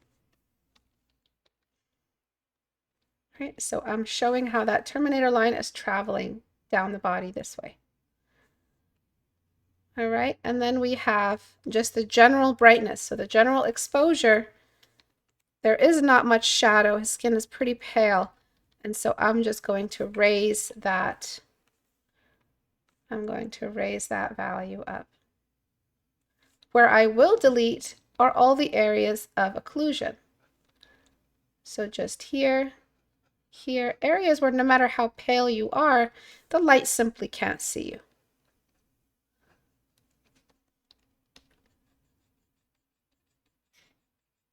So it's a very, very, very sneaky game of exposure and diffusion when it comes to very bright background values. The part of the neck here that faces away from the light. And so this was the corrective, well, earlier I merged it down, the corrective highlight value, and this was the value change, the total value change. Anywhere else where we have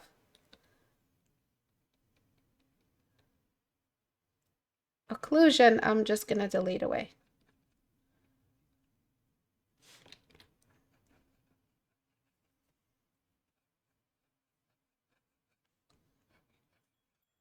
Anywhere else where the light is being rejected, just around this ab area, around the belly button, which is a little bit lower. Again, I think my wires are crossed when it comes to belly buttons. I may be wrong.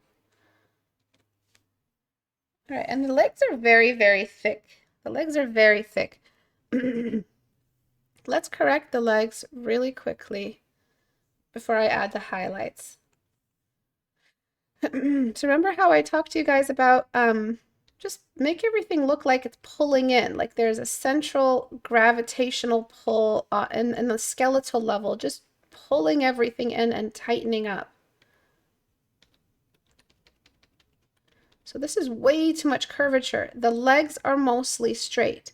The only place you want to avoid straight lines in the body, or the only place you want to encourage straight lines in the body is the legs. The only place you want to avoid straight lines completely are the arms. So I'm just trying to encourage a general straightness, especially compared to the before. Finding those curved lines, those pattern lines, those giveaway lines that really make it feel like it's easy to transfer this information over. You're finding those natural patterns in the body. So before, after, maybe this has a bit more mass to it. One leg looks a little skinnier now. It was also smaller in the before. So they look very, very swollen, very chunky. Don't see the details. Erase the details. All these little bumps here, bump, bump, bump, bump, those are all going to distract you. So we reduce the mass in the legs. And I just want to make sure that one half of the leg is slightly brighter. We have some elevation in the thighs here and some extra shine in the legs. And then now we can take a look at the before and after. And you see that? And then we're just going to add the highlights, which is just another small additional rise in the values along the abs and that middle rib cage area there. And decreasing the opacity. So we just have a bit of a highlight, kind of cutting down on the contrast. Kind of takes over. So right here we have more of a generalized blended look. So you can do that in yours just to show that that's where fat goes. Even if he is a slim character, there's still going to be fat deposits in a body, or else it's just going to look skeletal, right? Okay, so the leg size, the contrast, you see how you don't get the full picture until you change the background value. It's so important to change the background value. All right, moving on. A lot of the gestures you guys picked are really going to make it very easy to drape fabric off of. So this is going to be really, really interesting. So right off the get-go, just right off the bat, I can see that the contrast is very careful. So you have ranges that are very, very strong here.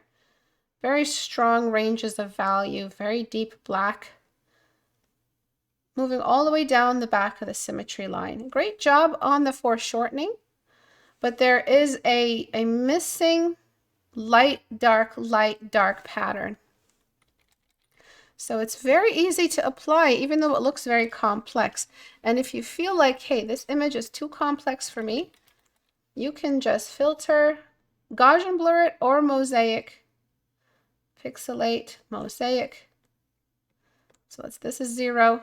We can always just pixelate for just a moment to interrupt that excessive detail so we can focus strictly on the blocks.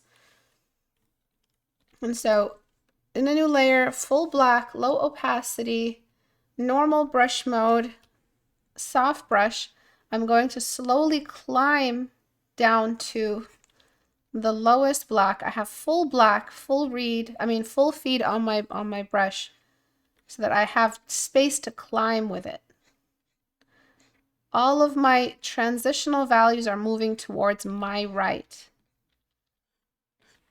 Now it may feel like a mess only until you get your blocking brush. In fact, let me select this one. This one's vicious. And delete away at that spine line. If anybody wants this brush, let me know. I can give it to you. And now we have a very clear cut line between the spine, where it's being pinched by the shoulder blades contracting and pulling inward towards the spine because his arms are straight. Okay, and then we have the following highlight line done towards my left. So we get pure white and we slowly build up, and we do that for both halves of the spine. We slowly build up toward the back, and then we delete away at what we don't need. So we delete away at wherever that spine crevice that we just developed was. This is exactly the same type of mapping I just did in the previous image and I did at the start of the class. Harsh cuts come from somewhere. So it looks a little bit over blended at times. It looks a little bit excessive at times. So you can see that we need these types of harsh cuts across the body, but it doesn't stop there. There are gradients as well. And so we can see that the fat is kind of interrupting the spine line somewhere in the middle, only for the shadows, not for the highlights. The highlight lines are very prominent. And the symmetry line is just a little bit off, and it's pinched a little bit more. And for the highlight line, we have another edge visible here. So merge down, get a new layer, full black, and we are gradually building up that edge and then deleting away with that very, very hard mechanical line. Just there. Okay, and so slowly but surely, all of these major edges are starting to get developed. And I believe that is what is missing. Because there are so many bumps and movements of the body, of the muscles, you're going to lose track of all of these more important bumps, the big bumps versus the little bumps. So another example would be, I guess we could start with the highlight edge. So towards my left, I'm building up 1/2 of the gluteus, moving closer to the edge, remembering the symmetry line. and then cutting it off where I don't need it to represent the edge, the overlap edge. Okay, and then the exact same thing, but with highlights, with shadows, I'm going to do the remainder of that crevice. I'm just trying not to say butt crack, and I said it. And then we're just going to delete. So you have a really, really clean transition.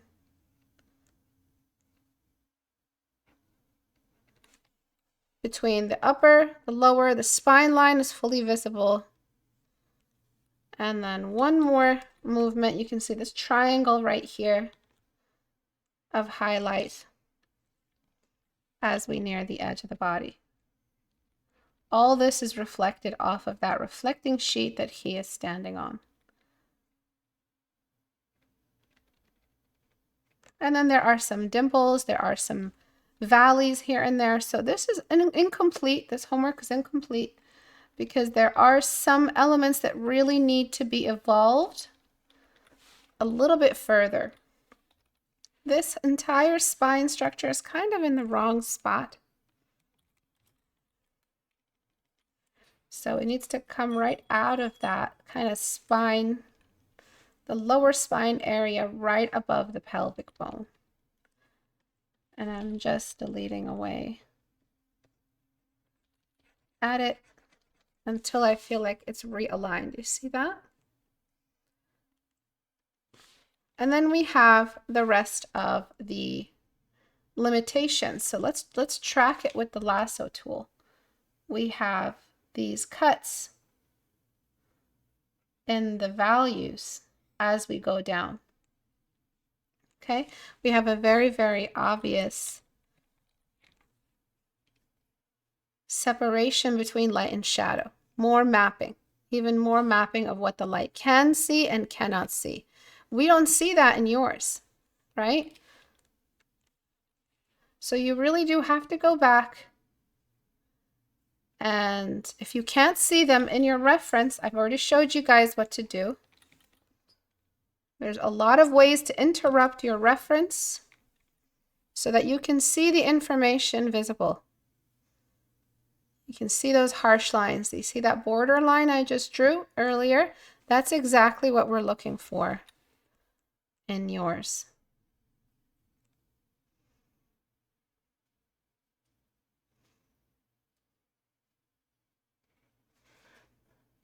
Okay, so I'm pasting that in, getting rid of those, and just raising the value of that border line and cutting it where I don't need it. Okay, and then I'm just going to blend.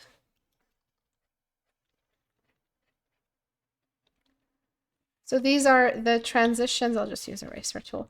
These are the transitions between light and shadow, critical physics related rules of light on form. And eventually this will add up. One thing will add up. The lower level that I'm painting on at the moment is really jittery. There's a lot of extra brush strokes and lots of lots of bumps, lots of little bumps, lots of brush strokes that seem to hover. There's not a lot of this very soft surface area here. So there should be some kind of blending that you're doing in these areas as you develop these light and dark values.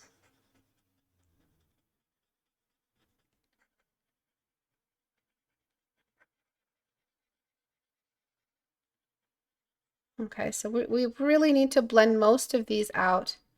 And in order to access that edge, you just need to raise the highlight of the background a little bit more so that you can get that sharp edge. So you see the need for those areas of contrast. It's really kind of flattening the image, not having these. So go back to this image before you continue with your fabric study. Go back to this and see if you can take some of the other suggestions I've made today and apply them to yours. Look for the mapping, map the light, identify where your midtones are, and access the shadows gradually. Look for patterns of likeness. Look for those likeness patterns to help you find those really, really important changes in surface area so you can access this. Keep your brush clean. Don't overlap your brush too much. Don't work with a soft brush, sorry, a low opacity brush and just layer the layers, because you're going to end up with a very papery feel to the texture that isn't going to feel dense enough for it to, be considered a complete study. I want you to study skin, how to pull it off and how to actually represent it. If you need these paint overs, let me know. Let's do this one. So first attempt and then second attempt after community critique. So this one I noticed how the upper body was smaller. And I loved seeing that the change was part of the critiques. It was like, this is exactly what I would have suggested. So you guys did amazing with your critiques. You really saw exactly what you were supposed to see. And every time, even if it's not your work, you see something like that and see it changed. You yourself, even though you were the critiquer, you yourself remember exactly that fundamental, the foreshortening requirements. Compare the size of the head to the size of the leg. The head is half the leg, if not more. So that's the foreshortening requirement, is that the tiers are the legs, the torso, and the head, and those 3 tiers significantly reduce and seam back together, significantly reduce in size and scale. So that was the best kind of, that was the biggest change that I would have made here in class. I would say maybe be careful with the collarbone line. Even in the reference, it's softer. You guys are very inclined to over hardening the collarbone line. It's really not that present. And if you really wanted to make it present, just apply more highlight. But it's going to be one of those other nitpicky images. I guess I would just have to just be a little bit more really looking for something wrong with this. This is exactly where it should be. Usually the legs are underdeveloped, almost always, since by the time you get to the legs, you're kind of pretty tired of the study to begin with. I would say, I mean, even at that point, this is not required. You can keep that waistline. It's no big deal. One thing I would say is maybe the legs here could have more of a unified shadow from the knee up into the shadow of this big splotch shadow that sits like right around the knees where we have all that excess skin. And being careful with this line right here, since we want the legs to always feel a little bit darker. But you can see the mapping right there. The mapping is really obvious. Amazing job with your figure drawing. A lot of you have done wonderfully, and it's kind of showing the skill range that we're working with for this season. And so the character design illustration stage will be very, very interesting to see very soon. And this year I kind of wanted to compound and sort of add up homework so that at the end of the year you kind of have a piece you've revisited multiple times that is really, really thoroughly polished, to teach you that you do have the option of completing a piece in a year, taking a year to complete homework, to complete an illustration, teaching you guys how that's possible. The breast feels a little bit like it's running out too early. I guess you could say it's kind of like over here, where in the reference it's reaching towards the middle of the pit. Here the line seems to be going that way, so I would push it a little bit further so it feels like it's reaching towards the middle of the armpit. Usually that's where breasts are emerging from the armpit line. In fact, when you get a breast exam, they test out your armpits as well. So it's like all part of the same anatomy. So you find those medical consistencies and you never really forget them as landmarks when you move into back into applied anatomy in visual arts. But I would say the breasts are slightly off. Again, this would really be just me looking for something. You guys have done amazing this month, and it'll be interesting to see how you drape in foreshortening, how you drape your figure drawings with the fabric. That's going to be very, very interesting to see. Sometimes if a reference is missing an edge, go ahead and introduce it yourself, like the edge of the further armpit line. Go ahead and throw one in there, even if in your reference it's not there. I'm just going to throw it in with a light edge. And I'm just going to build it up and go to the before. Because sometimes, even though it's missing in the reference, include it. Include it in yours, since it's going to feel like it's missing as a drawing. Because again, you get away with less in the world of a drawing.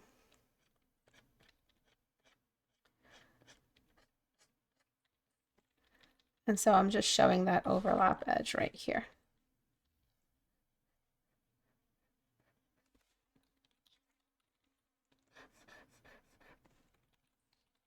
I'll just use a hard round instead, since it's just a fine detail. But again, I gotta really just looking for something to critique for this one, since it's so well done. If you feel like foreshortening, I don't think you're gonna have a difficult time with it, but if you feel like foreshortening and fabric studies are a bit too much, you can just try a different gesture if it really is not working for you. As you can see, that missing armpit line was missing. We missed it. We feel like we need anatomy there that's just not visible. The reference didn't have it. And at one point or another, as an advanced artist, you're going to need to just break the rule and just give yourself what you need to make the read visible. That's the beauty of combining references. You take what you need and you move forward. Amazing work. I think that you could push the highlights a little bit more, maybe be more strict with your cast shadow. So there's like a cast shadow right here where the breast kind of cuts off. If you can see, if you squint your eyes, you can see it. And so I'm going to use darken layer to kind of introduce it by darkening the space around, but not highlighting anymore.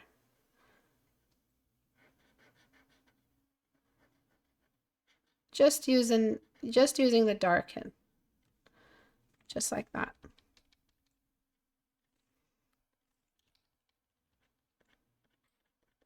Small change, really inconsequential, but it makes a big difference. And on the side of the breast, show a little bit more of a transition, since the side of the breast doesn't have that much exposure. Okay, moving on. For this final piece, you can see that you can pretty much guess what I'm going to say, light mapping. So if we take a look at what's happening in the reference, and we're going to just do the same exact thing with the levels. I'm pretty sure you guessed it. And we're just going to find exactly where there is light and there isn't light. Okay. And we reference it back to yours. All right, and you can also make this adjustment on yours while you are painting. Do you have the same results? Are you missing any elements? So let's actually do that.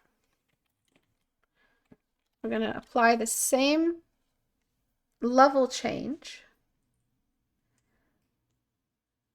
Right, and we can see where we have missing anatomy or where we have excessive shadow.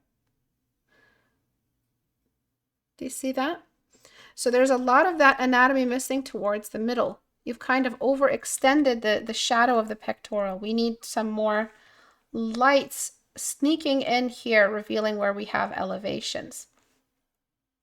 And then we have a shadow that is extending quite deep into the armpit. We can cut that off. And you can take that whole new light mapped corrected version back into your original, trace that out, and now you have the new map. So instead of devoting this many changes to your original layer, you're finding the light map on a new layer that's, you can do whatever you want with it. It's safe. It's just a disposable layer.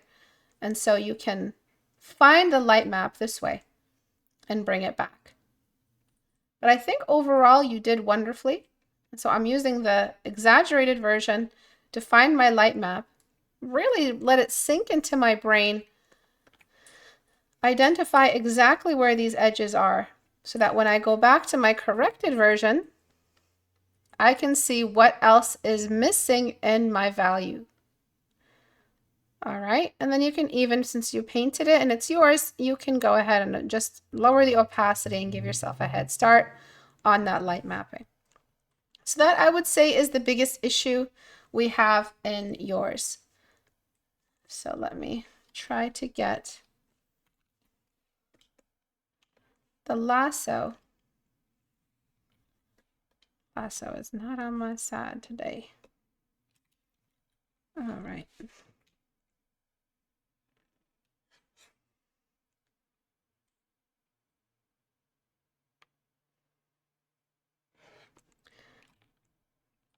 Okay.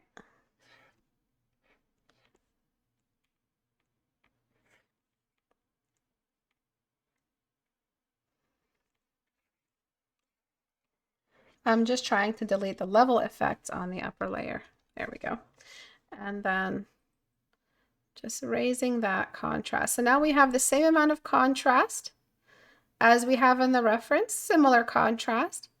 And we can be a little bit more selective with where we have pure black. So we can delete away at some of the changes we made, keeping this triangle here, this triangle shape of black, where it belongs. Deleting here for another little triangular shape along the diaphragm. And generally deleting any shadows on the far half, since we want to preserve that middle terminator line as much as possible.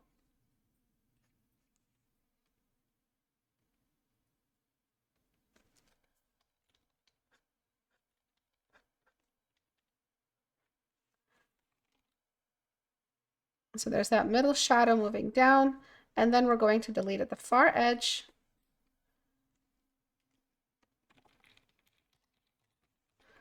And then going to the before and pasting down. So now we have this new kind of movement in the shadows just here. And now we can do the opposite thing with the highlights. We can do the opposite direction. So here we can see a highlight building up.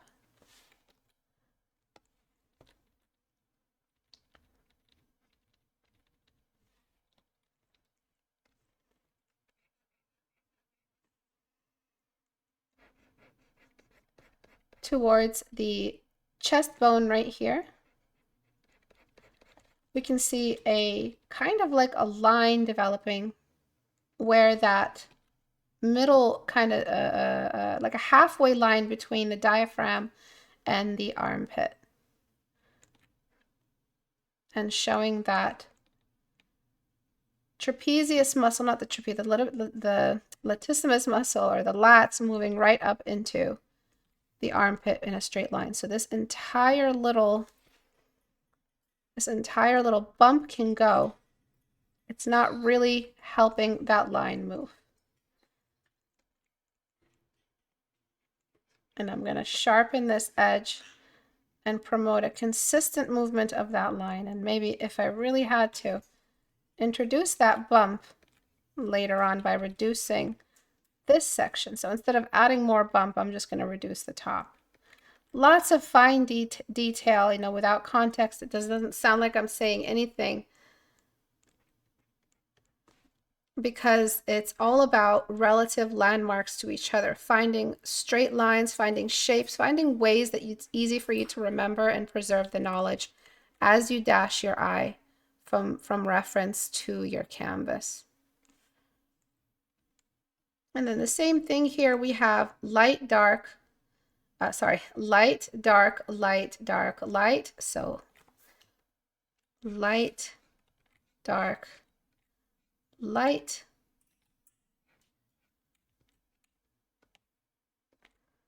dark, and just copying the same general shape, dark, and then light. And so just getting that perfect pattern is really, really important. And then just blending as you go. Okay, so lots of new edges, lots of preservation of the light side versus the dark side. And I'm going to lighten the obliques here, because it doesn't feel like we're helping by interrupting the light, dark, light. even though it's somewhat brighter, it's really not as dark. Even though it's somewhat dark, it's really not as dark as this. I mean, compare this line to this line. It just looks dark because it's surrounded by highlights. But you'll do more for the image if you preserve the general separation of light and shadow. Remember that, the light mapping that we did.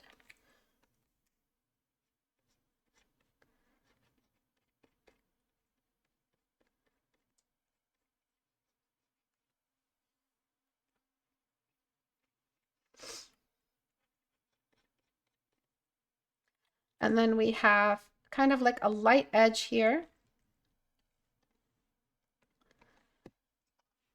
I think my tablet is running out of battery life, and then I'm almost done. And I'm just going to add that edge right there.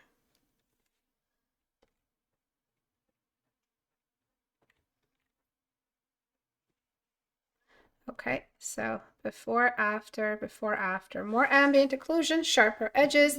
The rotation of the cylinder of the torso is preserved because we raise the values along wherever we had the light map reveal a separation. This is the edge right here. This is that curved line right here. This is that edge, okay? And so we want to make sure we're consistently keeping the separation of those two worlds. We can even get a brush stroke and send it down the inside of his chest and abs. Remember how there's that vertical line where the torso is cleft vertically in half. And so you'll have light, dark, light, dark, light, light, dark, light, dark, light. And then you can introduce a whole new line of highlight for that far section. Not so much highlight, just like a general evening of the values. And again, we have more consistency in the general cylinder. At the end of the day, all you're really doing is this cylindrical space. All right, if we were to mimic exactly what happens on this cylinder, what is happening on the character's body, we have a terminator line. Oh, my brush is, I think my tablet is almost dead. So we have the terminator line. I'm running out of room, space. We have the terminator line right here, right? And then we have the bounce light line, which makes the core shadow the terminator line. Sorry, we had a core shadow, which became a terminator line after the bounce light was introduced. And then, or the main light was introduced. And then we have whatever you want to call the main light. We have the light on the far side here. Right? So this is one-to-one. This is exactly what's going on in here. We just have a rotation of the cylindrical overall. Remember that compressed sphere, that compressed cylinder I showed you guys earlier? We have an overall, I'm sorry, I lost my train of thought. I'm a bit exhausted. Hopefully you guys remember what I was trying to say. I'm so sorry. It's really gone. I've done a lot of critiques today. Forgive me. But study your cylinders. It'll really help you find that light mapping. It'll really help you understand exactly what the goal is here. The goal is always to build volume and make sure no matter how many details, how many exceptions you're trying to add, how many conditions to the essential basic shape of a cylinder, it's still going to be present. It's still going to be there. I just remembered the compressed cylinder that I showed you guys earlier to represent the torso. It's kind of got edges, but it's got cylinder. Just remember that. Think of that shape. If you are having trouble understanding where the core shadows are, interrupt your reference, add blurring, add pixelation. It'll really help. So I'll give you guys a quick rundown tomorrow. I'll send out an announcement for the details for this month's assignment, but I explained a lot of it today. Thank you everyone for handing in homework. What a batch of homework. It was really, really well done. I will see you guys in the next month. And again, thank you for being apprentices. This is such a wonderful subject because you can see yourselves building illustrations already. Look at how you guys did with references. There's no way you guys can't make illustrations the exact same way. Thank you for watching, and I'll see you guys next month. Bye.